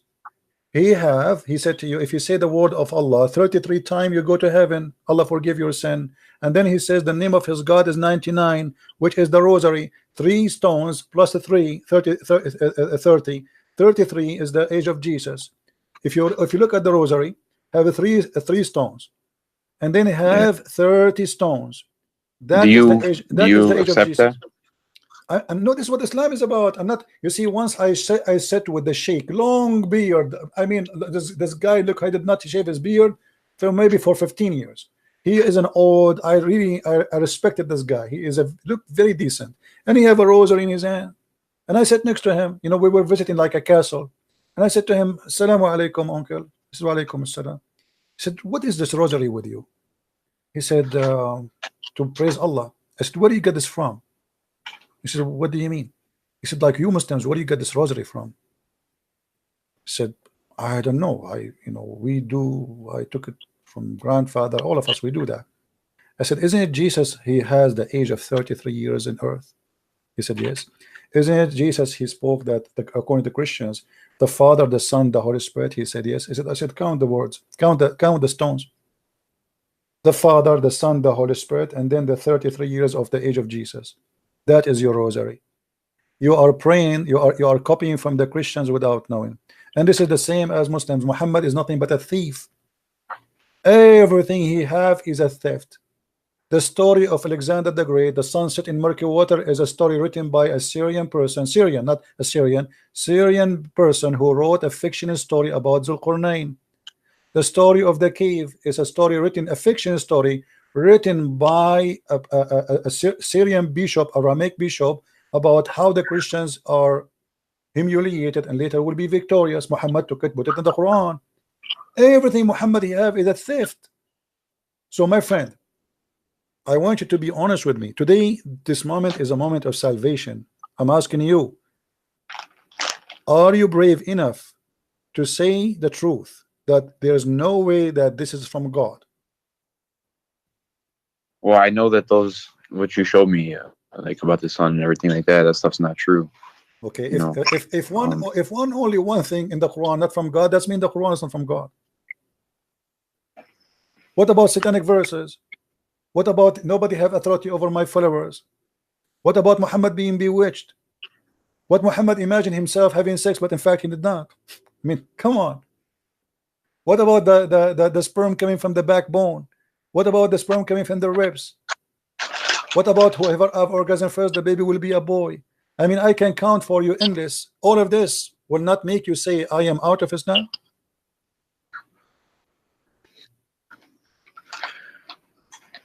I don't know what else, what path would I go down if it's not Islam, like just like my friend, this is not an excuse. Let me ask you, let me do. Let us say Christianity is false, Islam is false, Judaism is false. That is not. No, I know it's either Islam or Christianity. No, I am saying to you, I'm giving you an example. I'm saying to you, that is not an excuse to stay in the false just because I do not know where to go.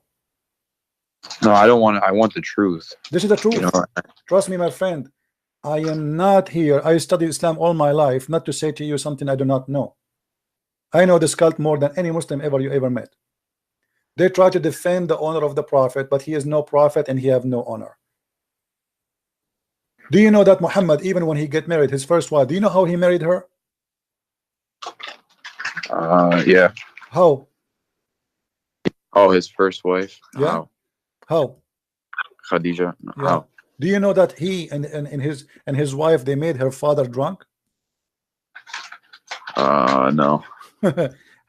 What do you think if your daughter and her future husband make you drunk, and then when you wake up, she claimed that you married her to this guy? What do you say about such a girl? Okay, CP, you showed me enough, but I just want to know this. So, like, a lot of Christians, they don't even pray, and they just say like, oh, because Jesus died, now I don't really have to do anything. No, my friend, this is not true. That's not true.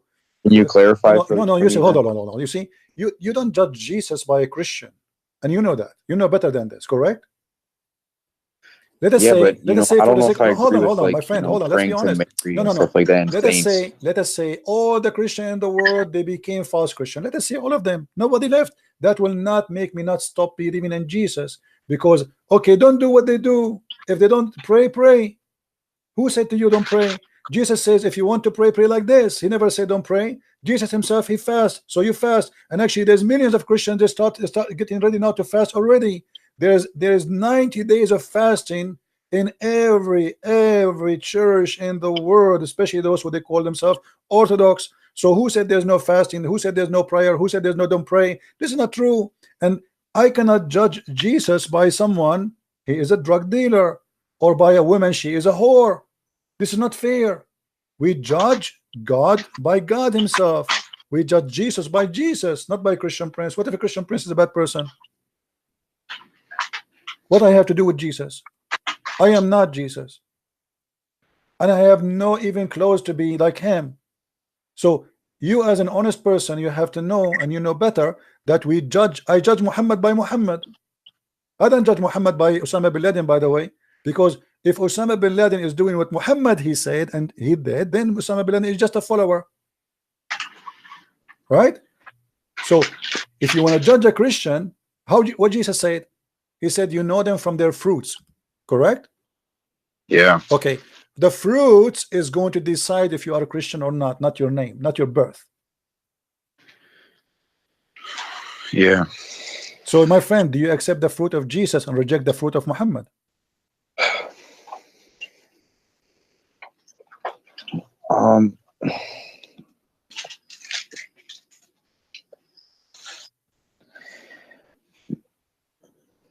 Okay, one more thing. Look, you know, there's strong evidence that, you know, the original way the Jews used to pray was just like how the Muslims pray today. So that would have, you know, Jesus prayed that way, and along with his teaching, doesn't that go more with Islam though? My friend, Why don't Christians pray that way anymore? Hold on. You are smarter than this. Let me tell you something. If I now create a cult and I copy how the Jews they pray, does that make me a religion? Does that make No, me I'm not saying okay. No. Even if you put Islam to the side, why don't Christians pray that way anymore? My friend. First of all, Jesus did not they don't pray like the Jews, and the Jews don't pray like Muslims. When the Jews they pray, they lay down in the ground. Do the Muslims lay down on the ground? No. Okay, so this is that's not the same. Secondly, let me show you something proving Muhammad to be a false prophet. Read with me this. Do you see it? Yeah. Okay, read it for us, please. Oh, hold on, slowly.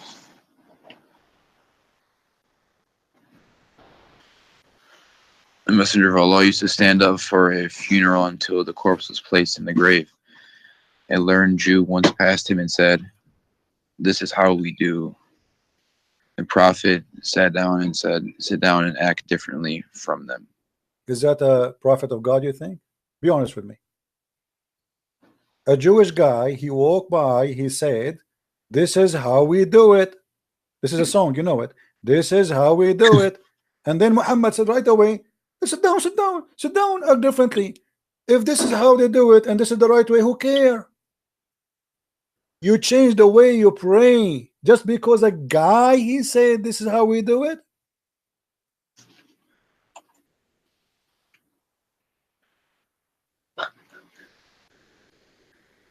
What do you think?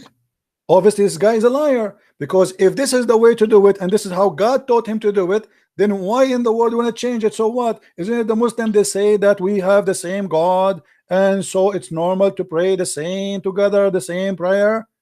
No, Muhammad, you don't like that.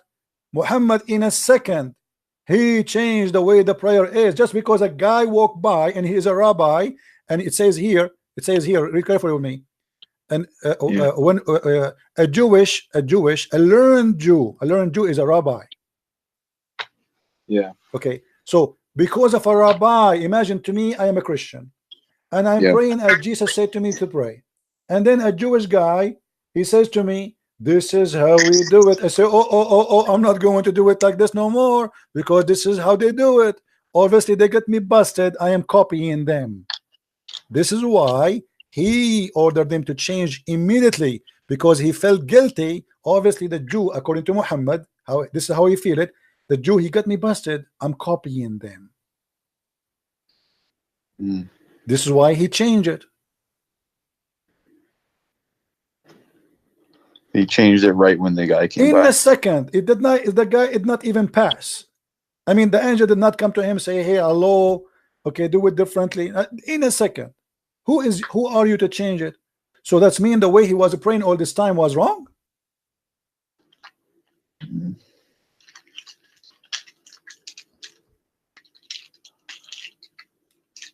So what do you say, my friend? I invite you right now to denounce the devil and his religion, which is Islam, and to accept the Messiah as your savior.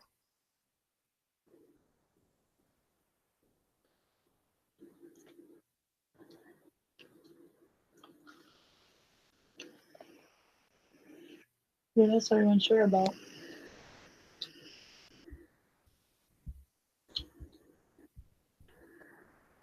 I accept him. Hallelujah. Hallelujah. May the Lord bless you, my friend, and bless your family, and bless all your wife. And I hear people around you.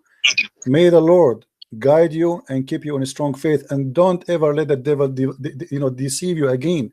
My friend, the devil, he come to the good hearts from the good window sometime. The Lord, the Messiah, he said, he come to you, they come to you in a clothes of a sheep, but they are wolves. And this is what Islam is about, is nothing but a wolf. I'm so happy for you. Look at the chat. The chat is boiling. There's 1,300 people. They are praising the Lord for your salvation, my friend. What do you want to say to them? Thanks for your prayers, guys. Thank you very much. I'm really happy to have you. May the Lord really bless us all by blessing you, because a blessing will be for all of us. For all of us, we shared in saving a person who really was lost with such a stupid cult. And how in the world we can follow such a cult? Please pray for me, everyone. Pray for my strength. Absolutely. Everybody, please pray for our friend here. You said your name is Angelo? Yes. Angelo, please, all of you, pray for our brother here, Angelo, for his salvation, for his family, for guidance, so the Lord will strengthen him with his faith. There's no way we can compare between light and darkness.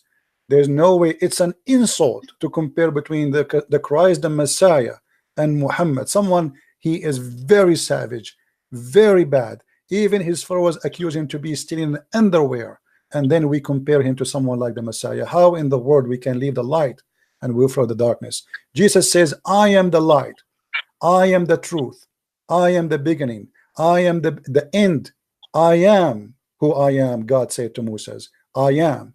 So my friend, you are with the Lord who nobody can defeat. And if the Lord is with me, who could be against me? Happy for you, Angelo. Thank you, my brother. Thank you. Anything else, my friend? No, that's it. I'll message you on Skype if I have anything else, but thank you so much. You are welcome. And say I apologize if I say anything that was harsh, and say hi to your wife if she is your wife there. I heard somebody speaking to you. Yeah, Hi. she said. Okay. All right. Well, happy for all the family there. I'm sure she is happy too. Yes, she is. She's All happy. right. Glory to the Lord. Glory to the Lord. Thank you, my friend. Thank you. Take care. Okay, thank you. Take care. All right. I'm into that.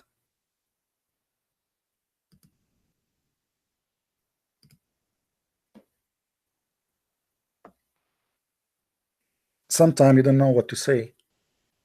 Sometimes last 2 weeks I was really upset for myself because I don't give my time even a break, to the point my blood pressure was going high. But when you see a result like this, all the pain, all the illness, all the headache you have, it is gone. It is absolutely gone. What a beautiful day. So we are grateful for the Lord for he sending you to us. And look, this gentleman, he was arguing and arguing and arguing, and he want to prove me wrong. He did everything he can. The one who is victorious today, my friend, is you, not me. Your loss is your win. I am the one who gained nothing. Spend hours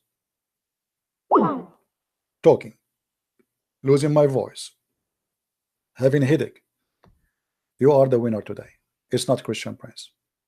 You just won your salvation.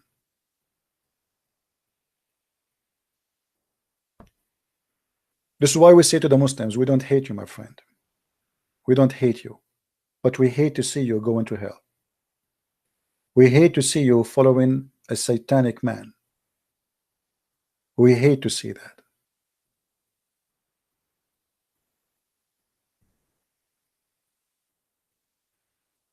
Always remember one thing.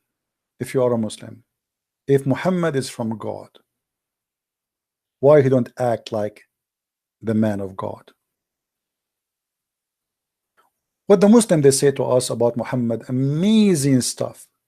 The fact, all the amazing stuff they say, it's disgusting. The Prophet, he ordered to free the slaves. The Prophet, he did not really order to free the slaves. He was making slaves. Bilal himself, he spent his life serving Muhammad as a slave. Muhammad, he had slaves just for sex, and there is a famous one, her name is Mary the Copt, and the Muslims they fabricated lies saying he didn't marry her. You can go right now and search in Google why the Prophet did not marry Mary the Copt. The Muslim they will say to you, because she did not marry her, she was his slave. And those are fatwas, just for fun. This man enslaved people just for fun. He is a satanic person who seek power and sex. Imagine a guy, he make verses saying any woman she want to give me her private part. How disgusting. Even Aisha in the hadith, she said, isn't it a woman ashamed to give herself?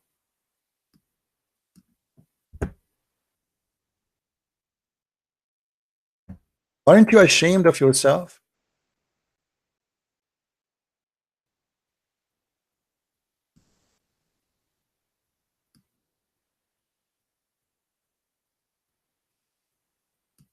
And look how Aisha, she is not stupid, she is young, yes, but she noticed that Muhammad is nothing but a scam.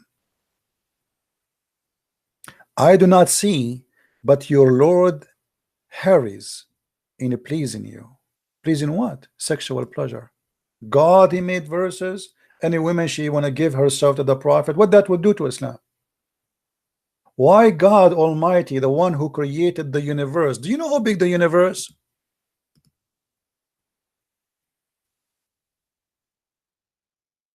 Imagine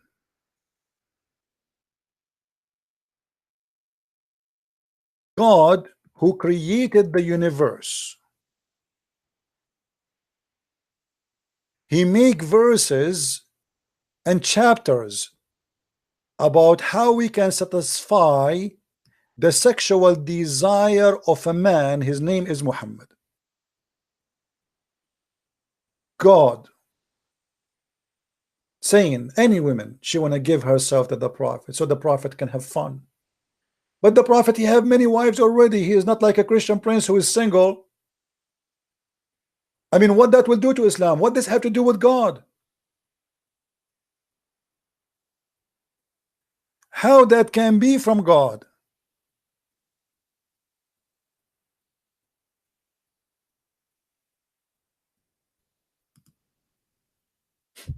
How that can be from God? You tell me. This is God?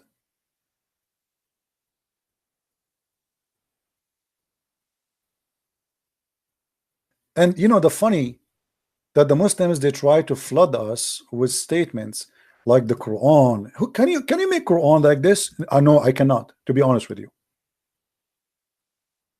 I cannot. Anyone remember which verses in the Quran it says you can eat in your houses? Let us see how many of you remember. How many of you remember the verses saying you can eat in your houses?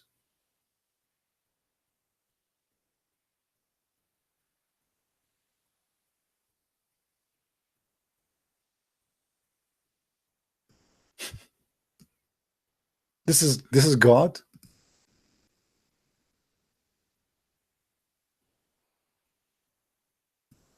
God, he went to think hard, and he decided to tell us where and how you can eat in your house.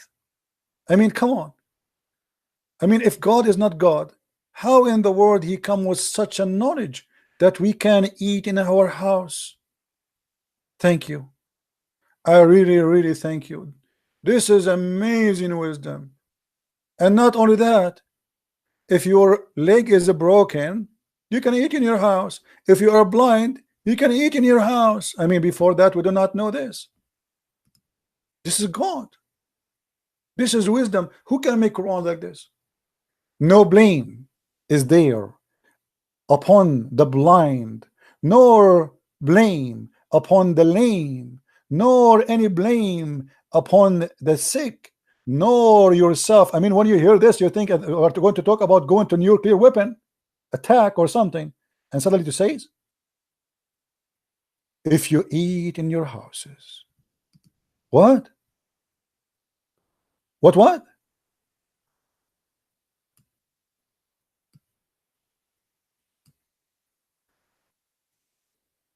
That's astonishing.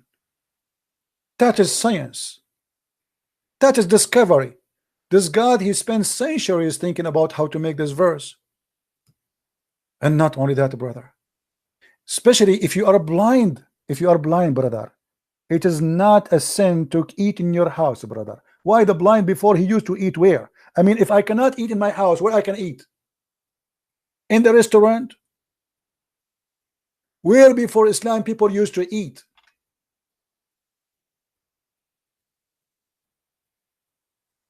And then the mascara continue. Or the houses of your father.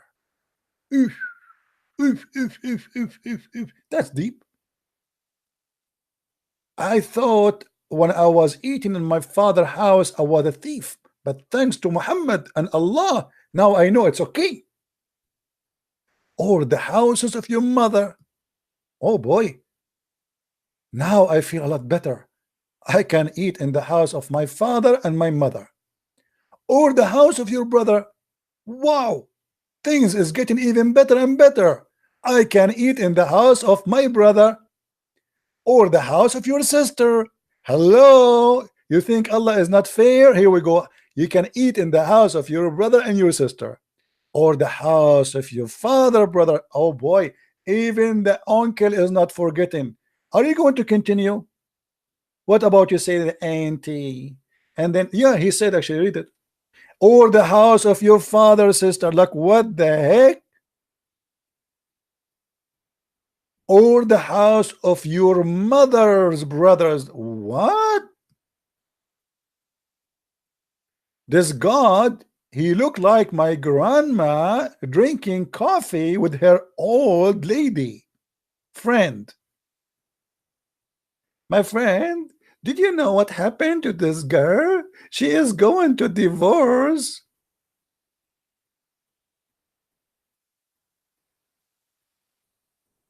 This is God.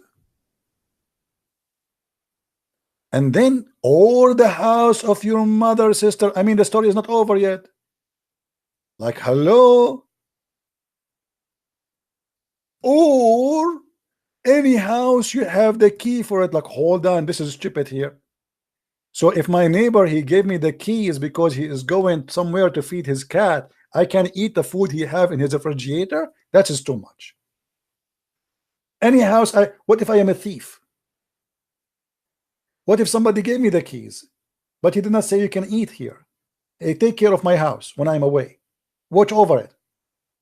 And then, or from the house of a friend. And here the things is getting even bigger. No sin shall it be for you whether you eat together or apart. You know what? I thought it's a sin. I was really worried. You see, this God, he have no problem with kidnapping women, raping them, killing them, taking children, stealing, lying. Even he encouraged people to lie, kissing black stones, going praying in the direction of a stone. But he is very good in details. It is not sin to eat alone or together.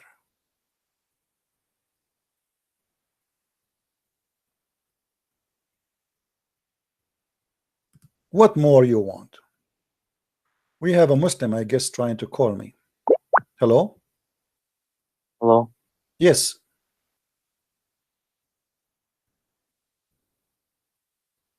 Hello? This guy, he drive me crazy in the text. He want to talk to me. He want to talk to me. And then he hang up.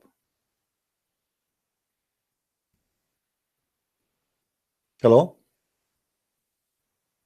Hello? Yes.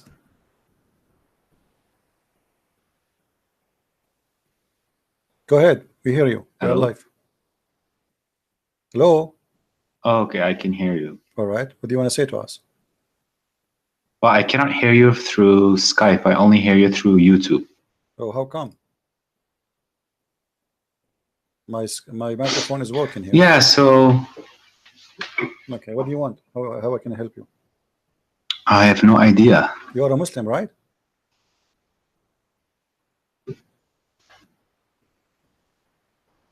Hmm?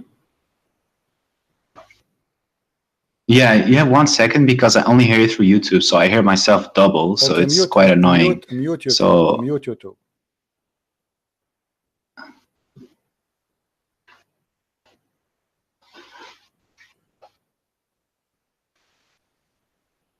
I muted YouTube, but I don't hear you through Skype, so that's the Well, only trouble I I don't have. know what the problem, my friend. My Maybe I need to change Okay, some what settings about now? What where I about can now? allow Okay. Do you hear me now? your voice to come through Skype. Do you hear me now? Okay, we will take another Muslim. Sorry. Hello? Do you hear me now? Your voice to come through Skype. Hello? Do you hear me Yes. now? Do you hear me, my friend? Hello? Yeah, do you hear me? Hello. Sorry, just a second, sorry. Can you hear me? I do. Oh, hey, brother. Hey, my friend, how are you? Are you a Muslim? Oh, no, I'm a atheist. Oh, you're an atheist. Well, I am out of bananas today. Sorry. What was that? What do you want to say to us? You're an atheist. The program here to talk to Muslims. Really? Yeah. Oh, no, I just find it interesting what you guys are talking about. Okay. Well, sorry, I have to let you go because we are taking the calls from Muslims. We have this guy trying to call. Let's see this guy.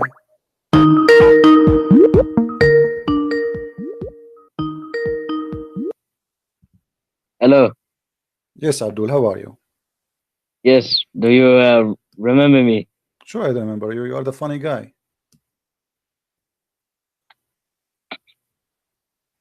The one you don't look like your father. You look like your mother. Correct? Yeah. Yeah. Yeah. So what do you think about that? Did you think about it? That's why your prophet says that you don't look like your father. You look like your brother if you have sex and you have orgasm first. Yeah. Okay. What the conclusion come to your mind? Yeah. You say Islam is false, right? I'm asking you about the same topic we asked about, and you did not answer me until now. Why you did not Okay. talk about it? Why? Let's. Why your prophet? He says the one who come first will control the look of the baby. Is that true or this is stupid?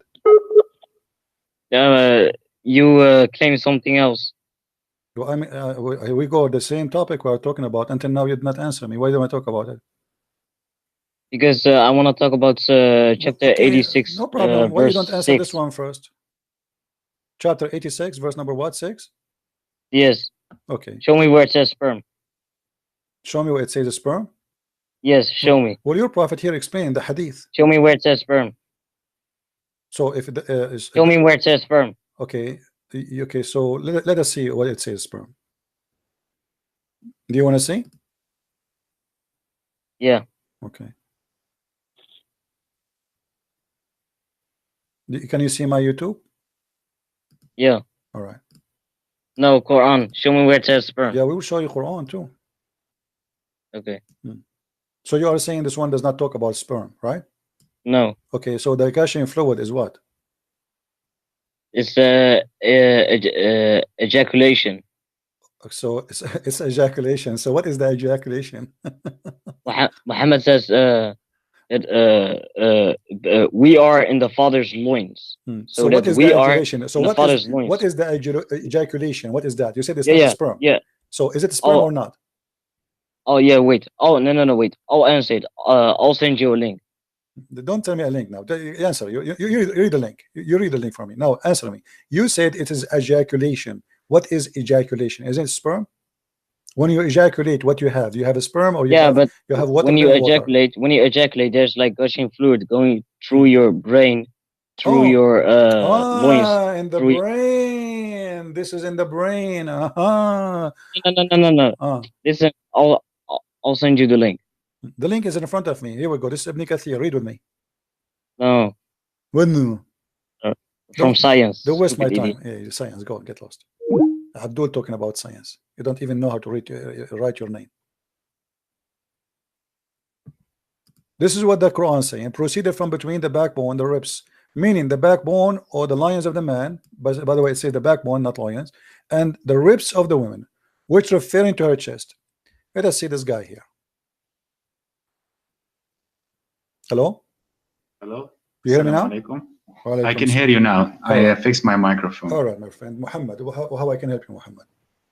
Yeah, so I've been listening to your YouTube channel for about a month, and I always finish the whole 1.5 hour or 2 hours that you've been talking about the religion Islam, and it seems that you are very educated, and I have done some research about you. It seems that you are very knowledgeable about the topic.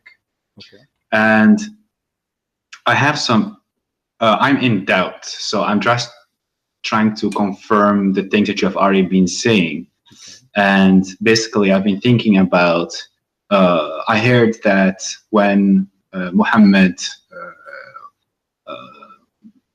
made up the Quran, it never got written down until he died many years afterwards. Is this true? Correct. Because I can't. Correct. Okay, this is correct. Yeah. Do you know? And but do you know why? Do you know why this happened? From what I know, it seems that he didn't really give a shit. And no. You see, in chapter, let us use a good words, the good language. Chapter, okay, sorry. Chapter Excuse 75. Me. Chapter 75, verse number 17. It says, "Inna alayna jam'uhu wa Qur'anahu."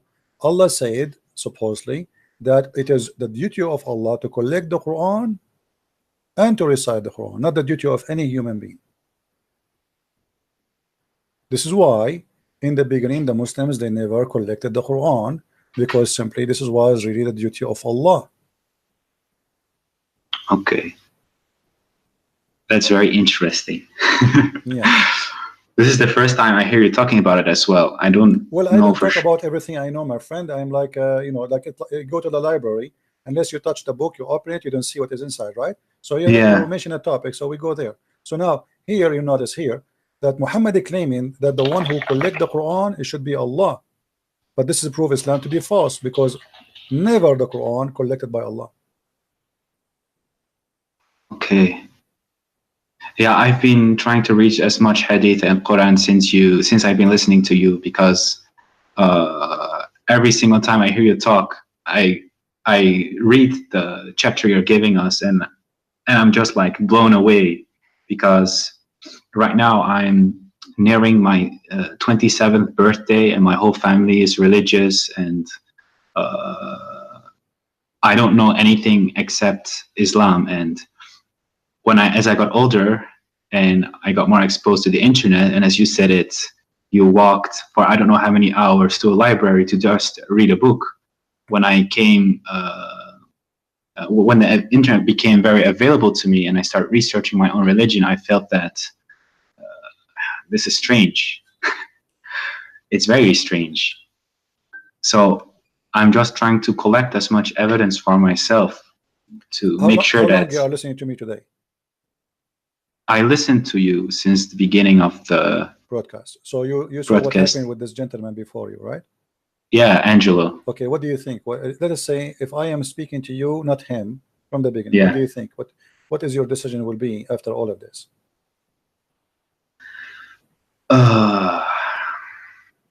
It seems that every single thing that you point out is accurate. I cannot deny it because it's plainly written there, and I can understand Arabic a little bit, but when I go by word for word and I read what's there, it says just exactly how you say it. Some things get lost in translation. It almost seems that somebody is trying to cover up someone's behind because there are a lot of mistakes. So what that will lead you, my friend? You are, you are a smart person. You are watching. You are seeing. I never said something without showing proof. Correct? Yes. And all is from yes. Islamic website, Islamic translation, Islamic print, Islamic reference. Nothing. I don't use the Bible to prove anything. Yes. Okay. So now what you with your you are a growing man, and you are watching for long. Not only this video today, you are watching for long. So isn't it enough after watching all what I showed? Isn't it enough to prove to you that Muhammad, there's no way he's from God? That's true, but I have a lot of family members who I have discussions with, and sometimes it gets quite heated, and then I try to help others as well, and I try to see whatever I think is wrong or right, and it seems that sometimes they are still trying to, they're still able to convince me somehow. Look, like how? Give me an example how they can convince you. Like what? Like they say that some things are very hard to understand without the tafsir, but when I look at the tafsir, it seems that it's also rubbish. I find it very hard to pinpoint what's exactly wrong, because sometimes they give references and you can interpret it in certain ways because of Arabic language. I will give you a tafsir. What is your education, my friend? My education? What do you mean with education? Did you go to school? Like, do you have some education? Yeah, I currently busy with my university. Okay, so I have studied other things as well. So this is my third degree. That's wonderful. So you are a person who went to school. You are not like with my respect to everybody, some people did not have their chance to go to school, right? I mean, yeah, exactly. Cool, yeah. But look with me. This is chapter Qaf, verse number 1. Qaf wal Quran al-Majid. You said you know a little bit of Arabic, correct? Yeah, I can understand because I am personally from Morocco, and I'm not from the Arabic part of Morocco. I'm Amazigh, the Berber. Amazigh, okay. Yeah, really, yeah, the northern. It says, from his narration on the authority of Ibn Abbas, that he said, in the interpretation of Allah saying Qaf. Qaf is a letter. Qaf, he says, it is an azure mountain overlooking this world, and the color of the sky takes from it. Allah swear by it. Now your family, they say to you, you cannot understand unless you read the interpretation. Okay, this is the interpretation. What we will do now? There's a mountain surrounding the earth, and it's blue, and the sky taking its color from it. Yeah, this is strange. Exactly how you point out many things. This is also what I stumble upon, and I notice that it's very incorrect and it makes no sense. And I don't know what I need to do with this kind of piece of information that somebody spent so much time making this up. Very confusing. And there is no reason for somebody as a Muslim to lie about his religion, right? I mean, those are scholars, those are not Christians, right? Yeah, and exactly. Yeah. So if we go and have you ever heard of a scholar? His name is Ibn Kathir. Yeah, Ibn Kathir, I know him. Yeah. Okay. Who is Ibn Kathir? Muslim, they say, some of them, they say that Ibn Kathir is a very big scholar, but you will notice that the Muslims, when they want, they like Ibn Kathir. When they want, they don't want Ibn Kathir. Have you ever heard of a chapter? It's called Al-Qalam. Not sure. Maybe I know the what's written inside, but not necessarily the chapter name. Let me show you the verses. Chapter 68, verse number 1. Have you ever read this verse? I probably have read it, but sometimes, also when I was younger, I was reading Quran the whole time, but Arabic's not my primary language. Okay. So I read it without knowing what it actually says. Okay. Well, if we go, let us see if we can get the interpretation for it in English. This is a chapter 68, verse number 1. Let us go here.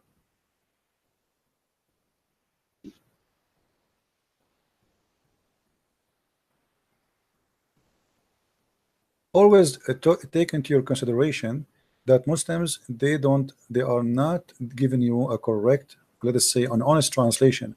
Ibn Kathir in Arabic is not the same as in English. If we read here, it says, by the pen, apparent, meaning that he's referring to the actual pen that used to write. But here there's a verse before it says, Qaf, and the similar to them from the individual letters that appear in the beginning of the Quran chapters. This has been discussed in length previously, and there's no need to repeat. When you see translator, they say that, it's mean he is hiding something. Let me show you what he is hiding. This is Ibn Kathir in Arabic.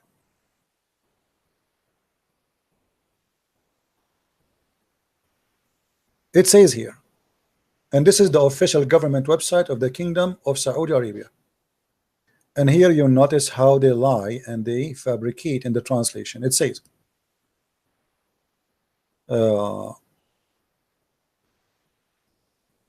نون هو حوت عظيم على تيار الماء العظيم المحيط. Do you understand what I'm saying, or you don't? Not really. Okay. I catch no ball. Noon is a big whale on the ocean, and he is carrying the 7 earths, as the Imam Abu Ja'far ibn Jurayj, he said, ibn Jarir. And then he continued, says, Allah, he created Noon, and he made the steam go up, and then from there he opened a hole in the sky, and he made the earth flat, and all of this in the top of the whale Noon. And then Noon, he start moving, so the earth start moving and shaking. So Allah, he decided to put mountains in the top of the earth, so the earth will not move. Where we can find that in the English translation? It's gone. Period. Yeah, I also experienced this. You are completely right. Yeah, and here let me show you. If we go to the chapter Moon, the same chapter we are talking about, okay, which is 68:1. If we go here,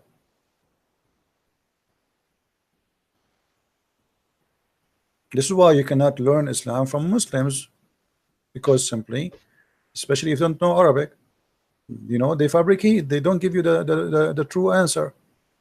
Read carefully with me. This is Ibn Abbas. Your family, they say to you, you will understand the Quran only if you read the interpretation, right? Yeah, exactly. And let us read together. And from his narration and the authority of Ibn Abbas, that he said regarding the interpretation of Allah saying Noon.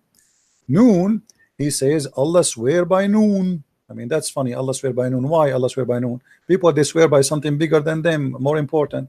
Then, which is a whale that carries the earth on its back while in water, and beneath which is a bowl, and under the bowl there is a rock, and under the rock there is a dust, and none knows what is under the dust save Allah.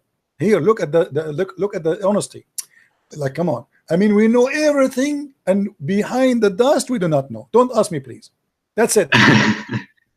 You know. So what is this? This is religion. The Muslims are reading this for centuries, and they believe in it. And now the Muslims, they will try to hide it from you. And then not only that. Okay, are we done? We're not done. The name of the whale is Luwish, not Luwish Farrakhan. This is different Luwish, and it said it is Lotaya. The name of the bowl is Bahamut, and some they say it is the Lahut or Liwana. I mean, look how many names already. I mean, they are not sure. And the whale is in the sea called Adwad, and it's like a small ball in a huge sea. The sea is in a Hollywood rock whereby there's 4,000 cracks. Imagine they knew even how many cracks there. And until now, science could not dive to the deep ocean, but the Muslims, they dive already, and they count the crack in the ground. And then from each crack, water spring coming out from the earth. And it's, are we done? No, we are not done. And it's also said that Noon is one of the name of Allah. Like, what the heck? A second he was a whale, now it's a name of Allah. I'm writing this down. This is the most interesting bedtime story I've seen past months. I've been listening to you. Well, my friend, keep listening, and you will hear every day a story. Islam is nothing but a madness. And you know, look, I mean, the story continue, but you see how they hide in the translation in Ibn Kathir. In Ibn Kathir in English, we cannot find this. We can find it only in Arabic. So you need to ask yourself, why the one who translated the interpretation, he did not translate? Because it's very embarrassing. This is obviously, it's very embarrassing. So we cannot translate that to you, otherwise everybody will laugh at us. Yeah. Oh my God, man, this is like a whole new level of stupidity. I mean, most of the time I lay in my bed and I hear your stories, and I'm close my eyes, I off my phone, I can hear you talk, and I laugh sometimes because it gets so hilarious. But this, the more I keep digging, the more I feel that there is no. So my friend, you just called Islam stupidity. So why you don't say I am out of Islam? Yeah, I think I just needed this confirmation. Okay, so I think I don't feel Muslim at all. So can you say I am out of Islam? Yeah, I can say it. I'm out of Islam, definitely. My friend, that's beautiful. I'm so happy for you. Very happy for you. Thank you. Now I want to ask you a question. What do you think about Christianity?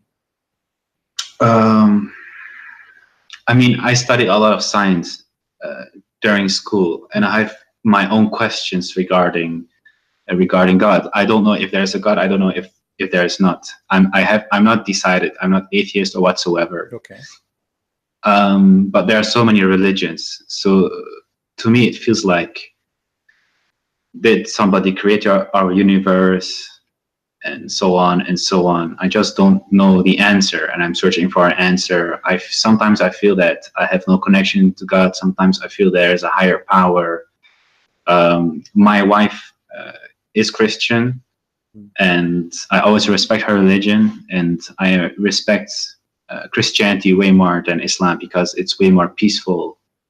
But when I look at the past of the religion, it seems it has not always been so peaceful. So I have my questions, but when I listen to you, it almost feels like you're not associating yourself with the past, which has a lot of bloodshed and so on, but you just have it seems that you have a personal connection to God and Jesus. Let me correct you, my friend.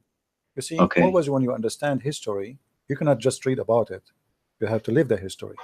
So yeah, if they say to you, there's a history of a blood, and then you say history of who? Is that history of Christianity or history of Christians? So there's a huge difference. What if I show you now history that Christian Prince was in jail? Are you going to judge Jesus because of me? No. Okay, what I have to do with Jesus? That's not even fair. I don't judge Islam because somebody he is a criminal.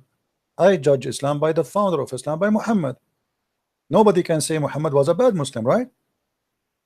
So I mean, if you say he's not a Muslim, that will be funny, right? Yeah, but he was quite a bad person. Okay, but he's a bad person, no problem. But you know, but the question is, you cannot, you know, I'm not judging Islam because a guy, his name is Osama bin Laden. I'm judging Islam by what Muhammad did. So if you want to judge Christianity, my friend, you don't judge it by Christian Prince, regardless if a Christian Prince is a decent man or not. You judge it by the Messiah himself. And here I say to you, do you find a better name than his name? Do you find better teaching than his teaching? Do you find better wisdom than his wisdom? Do you find more, you know, truthful, loving, and same time extremely wise than him? So as long as you go to school, let us practice one sentence of Jesus. He said, love your enemy. What do you say about this sentence? Sounds quite nice. I find it very hard myself to hate somebody because it's so bad. It feels so wrong. Yeah, but and you always, listen, yeah, he's your enemy. He is your enemy. He's already your enemy, and he says you love your enemy. And look what that will do. If every single human being practice one sentence of Christ's teaching, you said that Christianity is a religion. Christianity is not religion. It is not. Christianity is a belief in the mighty God. It's not a religion. You love your enemy, and I love your enemy, my enemy, and every one of us in this earth love the enemy. There's no enemy left. The earth became heaven. So the message of Jesus to us is to live in heaven right now, not even tomorrow. Yes, there is heaven to come, but if you believe in Jesus, you can be in heaven. Because when you love your enemy, and all of us, we love our enemies. We do not need a police. We do not need an army. We do not need, because everybody became a loving person. A loving person will not steal. A loving person will not kill. A loving person will not rape. A loving person will not allow somebody to die hungry in the street. He will not be greedy. Just one sentence of the teaching of Christ can beat all the wisdom and the wise man in the world. One sentence can solve the problem of all mankind. And this is why, my friend, I believe that he is the Almighty God, for nobody can be wise as he is. Is there something I can like read up about on Jesus and God? Because I would like to know more. Read the four gospel, my friend, the four gospel. But as I said to you, you know, I mean, yeah, one sentence for me is a gospel. Just one sentence. Because that sentence can solve all our problems. All the evil we have is based because we don't, you know, when you love your enemy, that's mean you love everybody. That's it. There's nobody, there's no limit. Human being have a problem that he love himself, but he don't love people. Even if somebody love a family because they provide him something. Like, I don't want to be lonely, so I love my children. Maybe I don't want to be lonely, so I love my wife. But you will see the Messiah, he come to us with extreme love, exceeding the limit and the mind of a human mindset. Love your enemy. So we live in our world with love, and then love will come back to me. Because if I love everybody, then everybody love everybody, which means including me. I'm a winner. You know what I mean? Yes, I understand. But then on the other side, I have some atheists saying things like, but how can a God be so powerful? How can he make a stone bigger than himself that he cannot even carry? And if he cannot, then he's not the strongest, and so on. You see, this is because of their ignorance. Because Jesus, when he carried the cross, Jesus, he come to us as a normal human being, as a man. But in the same time, isn't it the Bible says that Jesus, he was controlling the nature. Jesus, he healed the blind. Jesus, he resurrected people from death. So they remember only that thing he cannot carry. So why so what? He is coming in the form of a human being. As simple as that. The flesh of a human being. He did not come as what they want, Batman. If Batman exists, that is God. I mean, so he is coming in a form of a human being. Yet he do what no human being can do. So the silliness of some people sometimes that they pick up their cherries from all the story of Jesus. You remember only this one. If you want to be fair, remember the rest. Then I have another question. I understand your point. I absolutely do. Okay. In what form does God come? From what? In what form? What form? In what shape? In Christianity, God is a spirit. So our God, he can come in any form he wants, because simply he is God. He's Almighty. That's why we call it. What the word Almighty mean? Do you know? Yeah. The best there is. Well, he can do whatever he wishes. So he can come to us as a man. Actually, the Bible says, like, when the Messiah, he was baptized, they saw like a spirit in the image of the shape of a bird, and they heard a sound say, "This is my only begotten son." So God, he can come to us in any way he wants. God, he came to Abraham as a man, and Jesus said, "Before Abraham, I am," and Abraham knows my day. So he came to Abraham as a man, and why not? If God cannot come as a man, he cannot be God anyway, because if he cannot be something, that means he is limited. You know what I mean? I understand. It sounds way better than what Islam has to teach when it comes to him having hands and sitting on a The chair. Quran says how Allah can have a son if you don't have a girlfriend. Yeah. So Allah saying he cannot have a son because he don't have a girlfriend. Our God do not need a girlfriend to have a son. Secondly, we don't understand that God he have a son in a physical way, which means God he have sex with the women and then they give birth to a person. His name is baby Jesus. That's not a story. So the Quran always speak in a let us say in a very poor IQ, you know, very poor IQ. Like you can tell that the one who is making the Quran is not even did not even go to, you know, the Muslims they say that Muhammad was illiterate, right? But Yeah, but you also said on his dying bed or whatever, when he was about to die, he said, give me a piece of paper and pen or whatever. Actually, I don't agree he's illiterate. That's what the Muslim says, but that's not the question. Yeah. Illiteracy, my friend, is not about being, you knowing how to write, how to read. Illiteracy is about being ignorant. And this is what the Quran says. The Quran never said Muhammad did not know how to write, how to read. But how you can, you know, confirm to the ignorant to say to them your prophet was not illiterate? The Quran, but the Quran says that.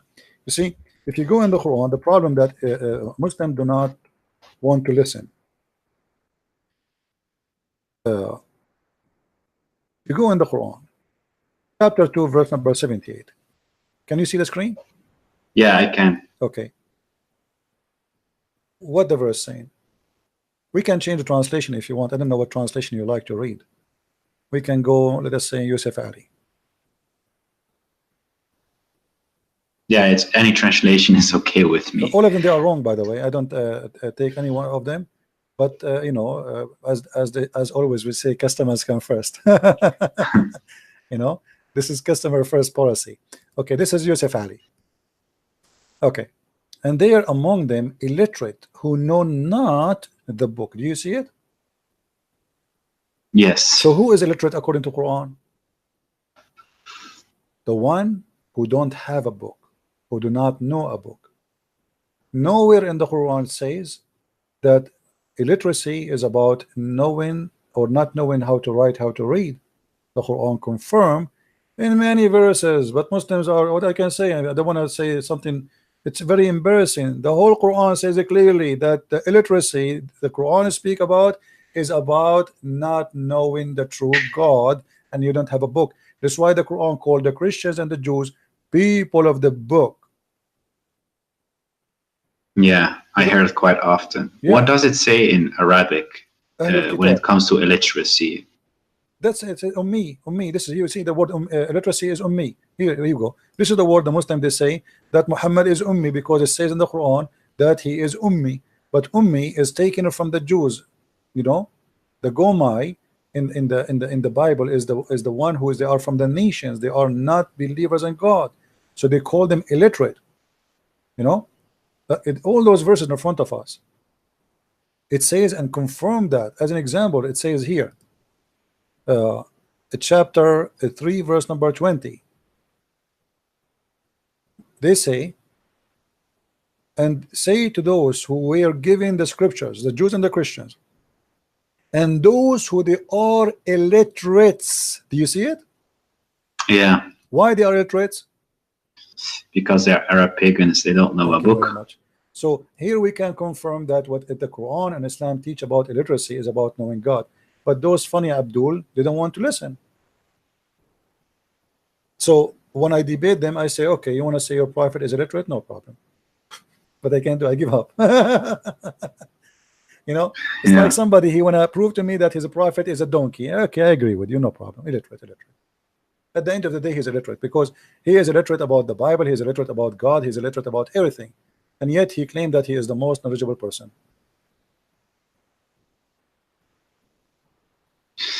So right now I'm like 60% there. Like for 60% I believe it, but there's still like a big piece where I find it. My friend, you already left Islam and we are happy for you. Absolutely. So you know, trust me. I am not going to invite you for something bad, which me myself I'm happy to have. If a Christianity, if being with Christ is something ugly, nobody is forcing me. I live in America. I am a free man. I can be an atheist in a second. Exactly. So why in the world I want to believe in him? And I think you can tell I am not a low IQ person. Yes. So why in the world I want to believe in the Messiah? And why I want to invite you to believe in him? Let me tell you something, my friend. Your name is Muhammad, right? Yeah. Okay, Muhammad. Time go fast, and nobody guarantee what is going to be tomorrow. Tomorrow might never come. Maybe to me, maybe to you. I might go to sleep, never wake up. It happened to millions of people before us. It happened every day. Do we agree? Exactly. Yeah, that's true. So what is my guarantee that even tomorrow will come? I am invite you right now to accept the Messiah. The Messiah, he said clearly, there's no salvation but by me. I am the truth. I am the resurrection. I am the Alpha. I am the Omega. So I am inviting you now to accept, because this is an opportunity might not come to you tomorrow. You never know. Maybe an hour from now, me and you, maybe we die. Yeah, but how about if I feel that almost to a point that I'm trying to believe, but deep inside I feel like I'm still not all the way there. So even if I would accept it, it still feels like I'm not honest. Because no, I don't want you to accept if you don't believe. Yeah. No, we don't do that. We don't say Shahada in this Christianity. No. I'm not asking you to say I accept the Christ if you don't accept the Christ. You have to be honest, because even that, if you do that, still you're not saved. You're not saved. You know? Yeah. You have to say it from your heart. You have to be a believer. You know? The Messiah, he said, not everyone says to me, Lord, Lord. So saying to him, Lord, will not save you, my friend, unless you believe in him and you follow him. So I am asking you to believe and to follow, not to say I accept. Saying I accept is just to announce your belief, but not just to say a statement and that will save you. I understand. I understand you completely. So that's why I don't want to do like a false conversion. No, where, I don't want you to do that. Oh, yeah. When in about a week I might still have doubts, and then you know, I will feel that I will personally feel that, okay, I was not ready yet to do it. No problem. Because personally, like I said, my wife is Christian, her whole family is Christian, and they have nothing else than Christianity. I've also back in when I first was dating her like 3 years ago, I went to a church, and then it felt still very strange to me. I just wanted to experience, because I've always been very open to everything. And right, friend. You know, I will pray for you, and I ask everybody here in the chat, please pray to our brother here, Muhammad, so the Lord will open his eyes and will bring him to see the truth, and the truth will set him free. We pray, my friend, that the Lord will help you, will guide you, will open your eyes, and he will receive you. He said, knock at my door and I will open for you. So please, my friend, all what I'm asking you, don't say anything, just knock at his door. Say to him, Lord, I want to know you, the Messiah, the Christ, the great name, though everybody speak about you, where are you? I want to know you. Show yourself to me and tell me more about you. Let me see you, let me know you, then I will believe. And my friend, he will answer your question, and he will answer to you. And I will be happy to have you again in my program here. Anytime you feel you have a question, you want to talk to me, you want to say I accept Christ and give us the great news, or even says I don't want to accept, you are welcome to call me. Yeah, I really appreciate it. I really appreciate the prayers. I've been following the chat as well. I appreciate everybody being so nice and everything. I can really feel the warmth from the Christian community, and it's like completely different from Islam, where as soon as you have doubts, it's like kafir billah, you know, astaghfirullah, and that kind of stuff. So I definitely appreciate all the prayers, but to a certain point I even envy people who have beliefs, because right now I feel like I'm without any faith.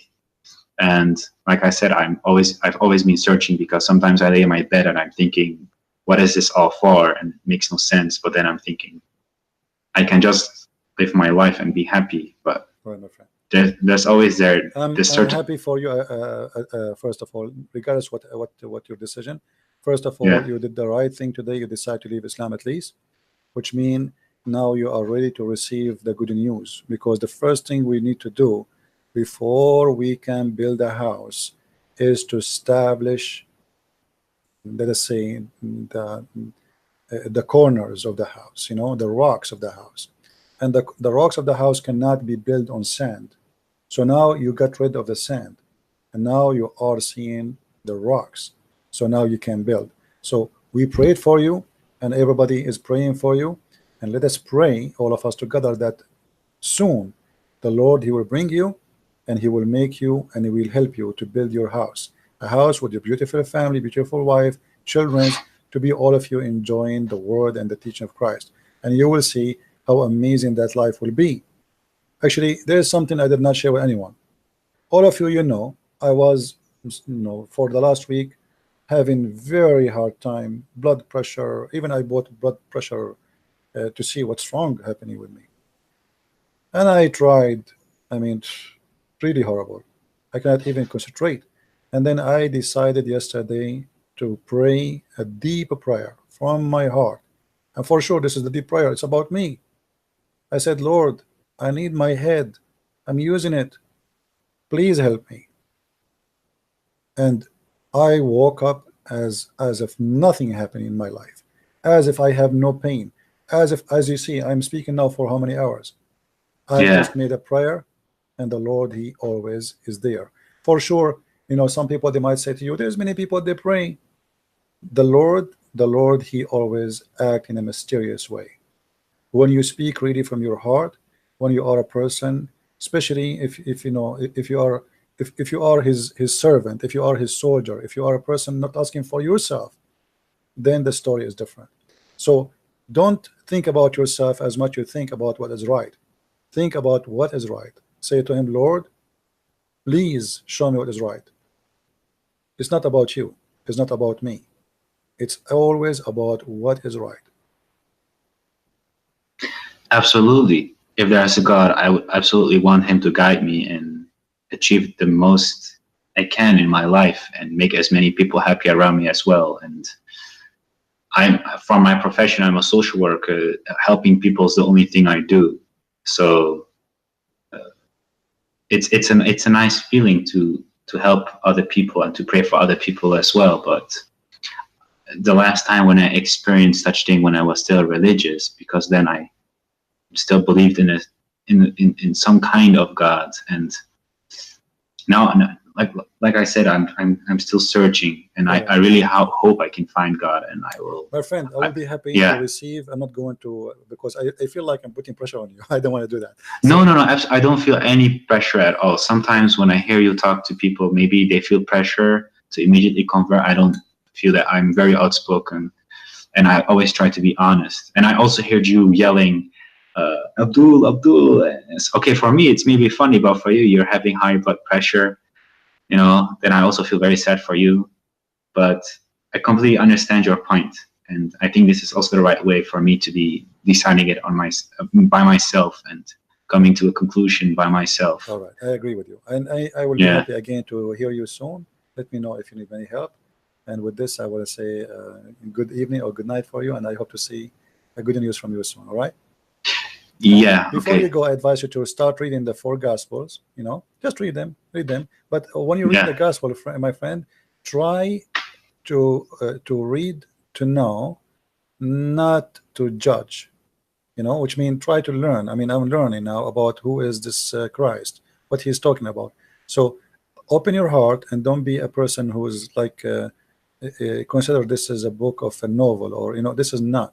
So you have to read it in very special way, and try to live the story, not only to read the story. It's like, you know, try to make it like as if you are watching a movie and you are in the movie, not a person who is standing in front of the screen.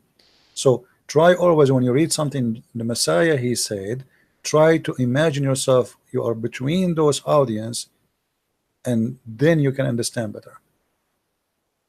Okay, I will absolutely do that. All right, my friend. Thank you very much for calling. Anything I have one last question. Which language do you recommend me to read it in? Well, I don't know which best language for you.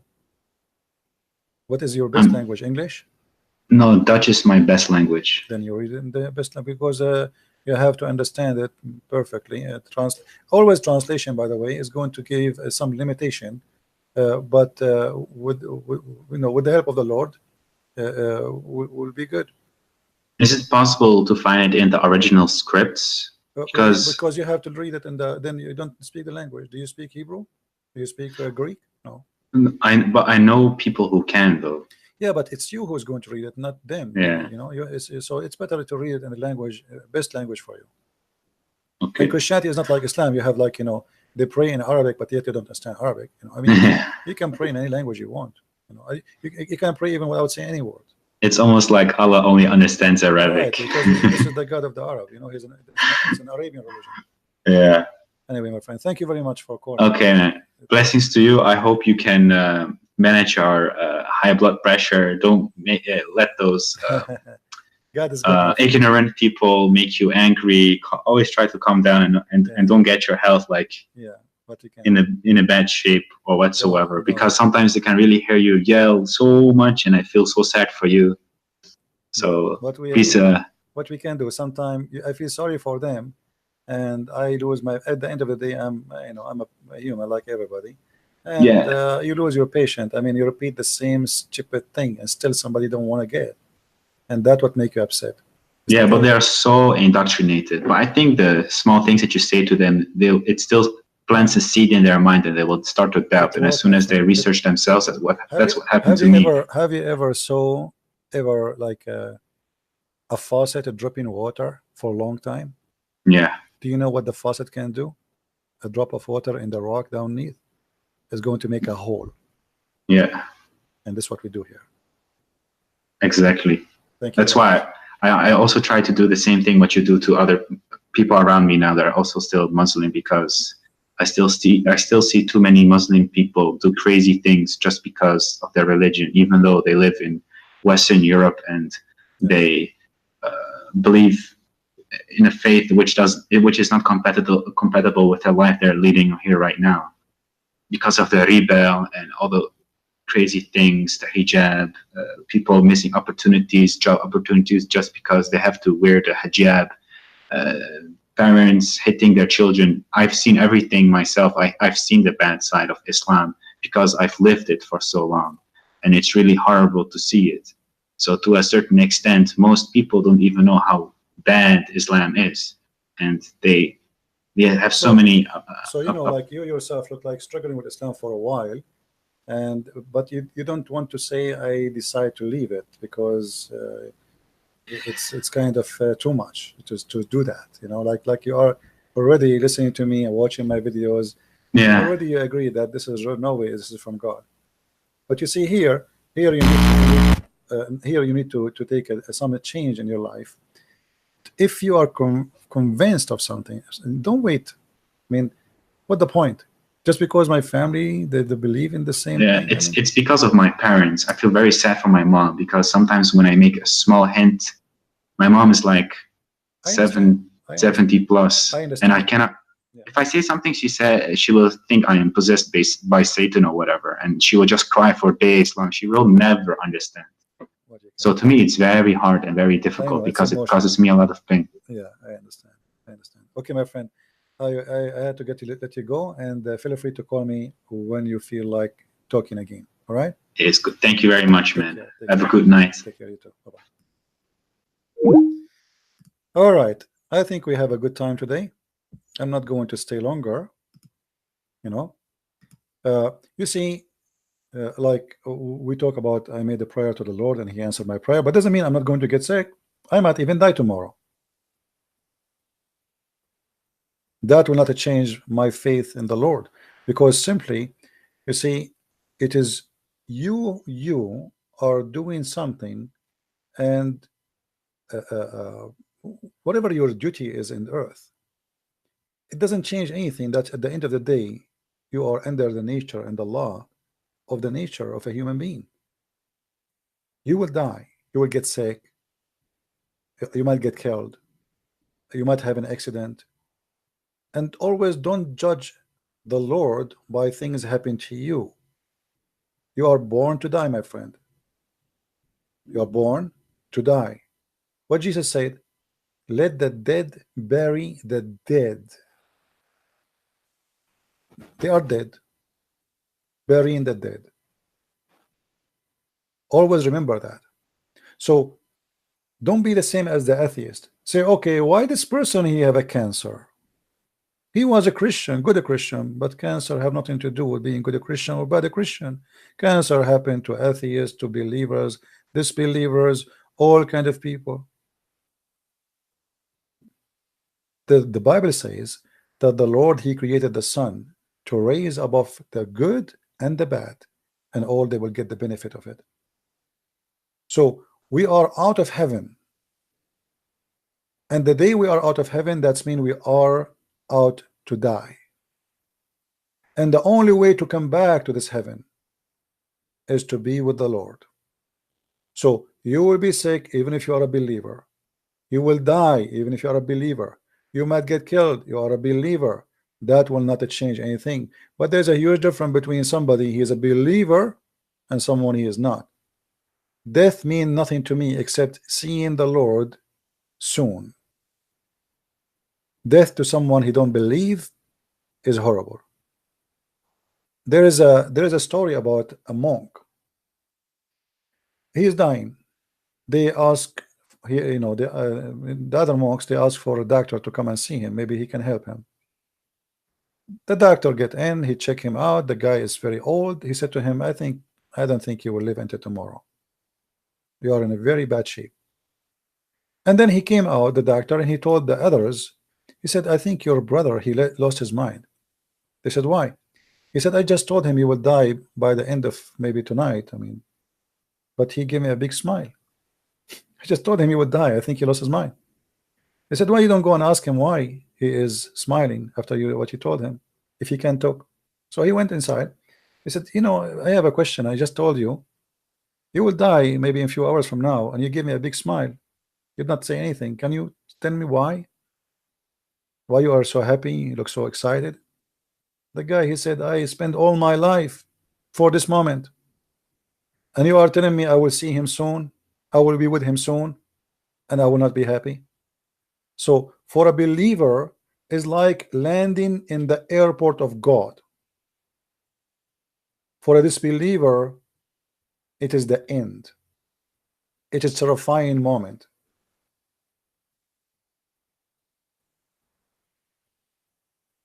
Which mean, even let us say a Muslim, they say atheists, they say whatever they say, Christianity is false.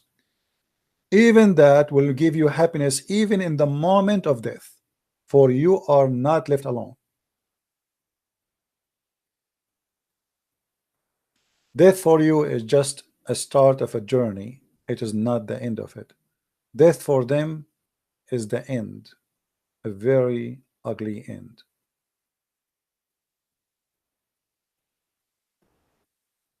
So for us as a believers, sickness does not mean God he hate us. Absolutely not. Actually, you know, it can be for your good sometime. When I was in Germany, I met with the Muslim women.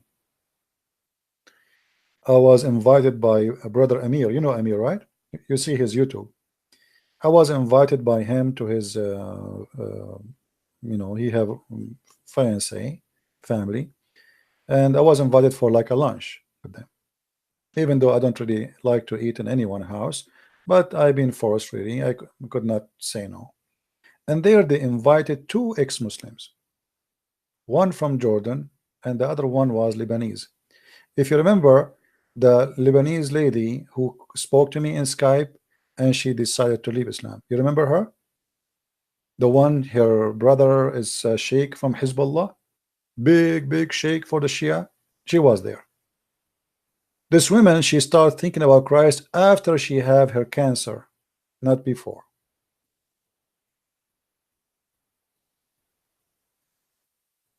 Look, she should deny God.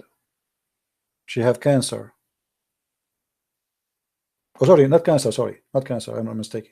They told her, like, you know, you might die because she have a very hard problem. You know, it's not cancer. It's my mistake. So she started thinking about accepting the Messiah after she been told that her life in a very bad shape and she might die anytime. So if death will bring me to Christ, death is welcome. If an illness will bring me to Christ, I would love that. I prefer to have any illness better than dying ignorant and going to where I don't like to go.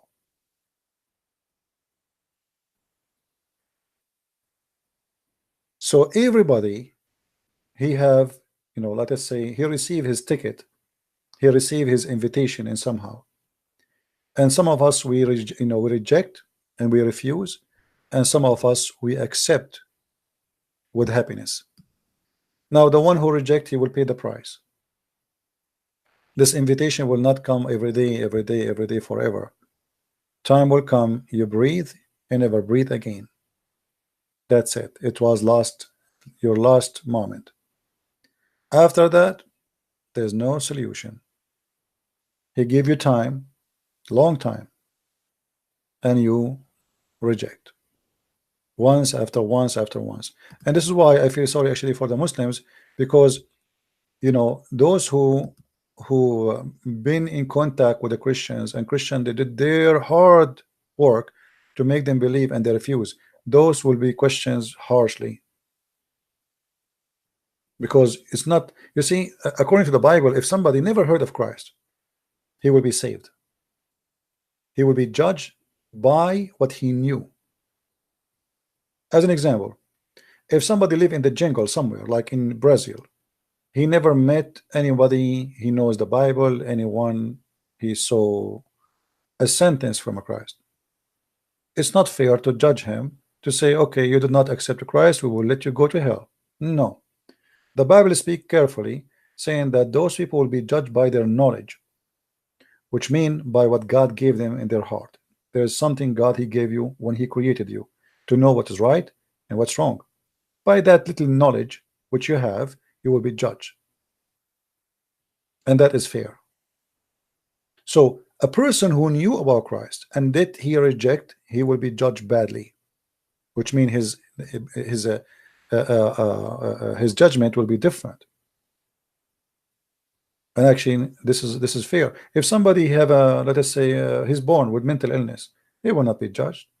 God is about justice. This guy, he have no idea, he don't know what I'm talking about,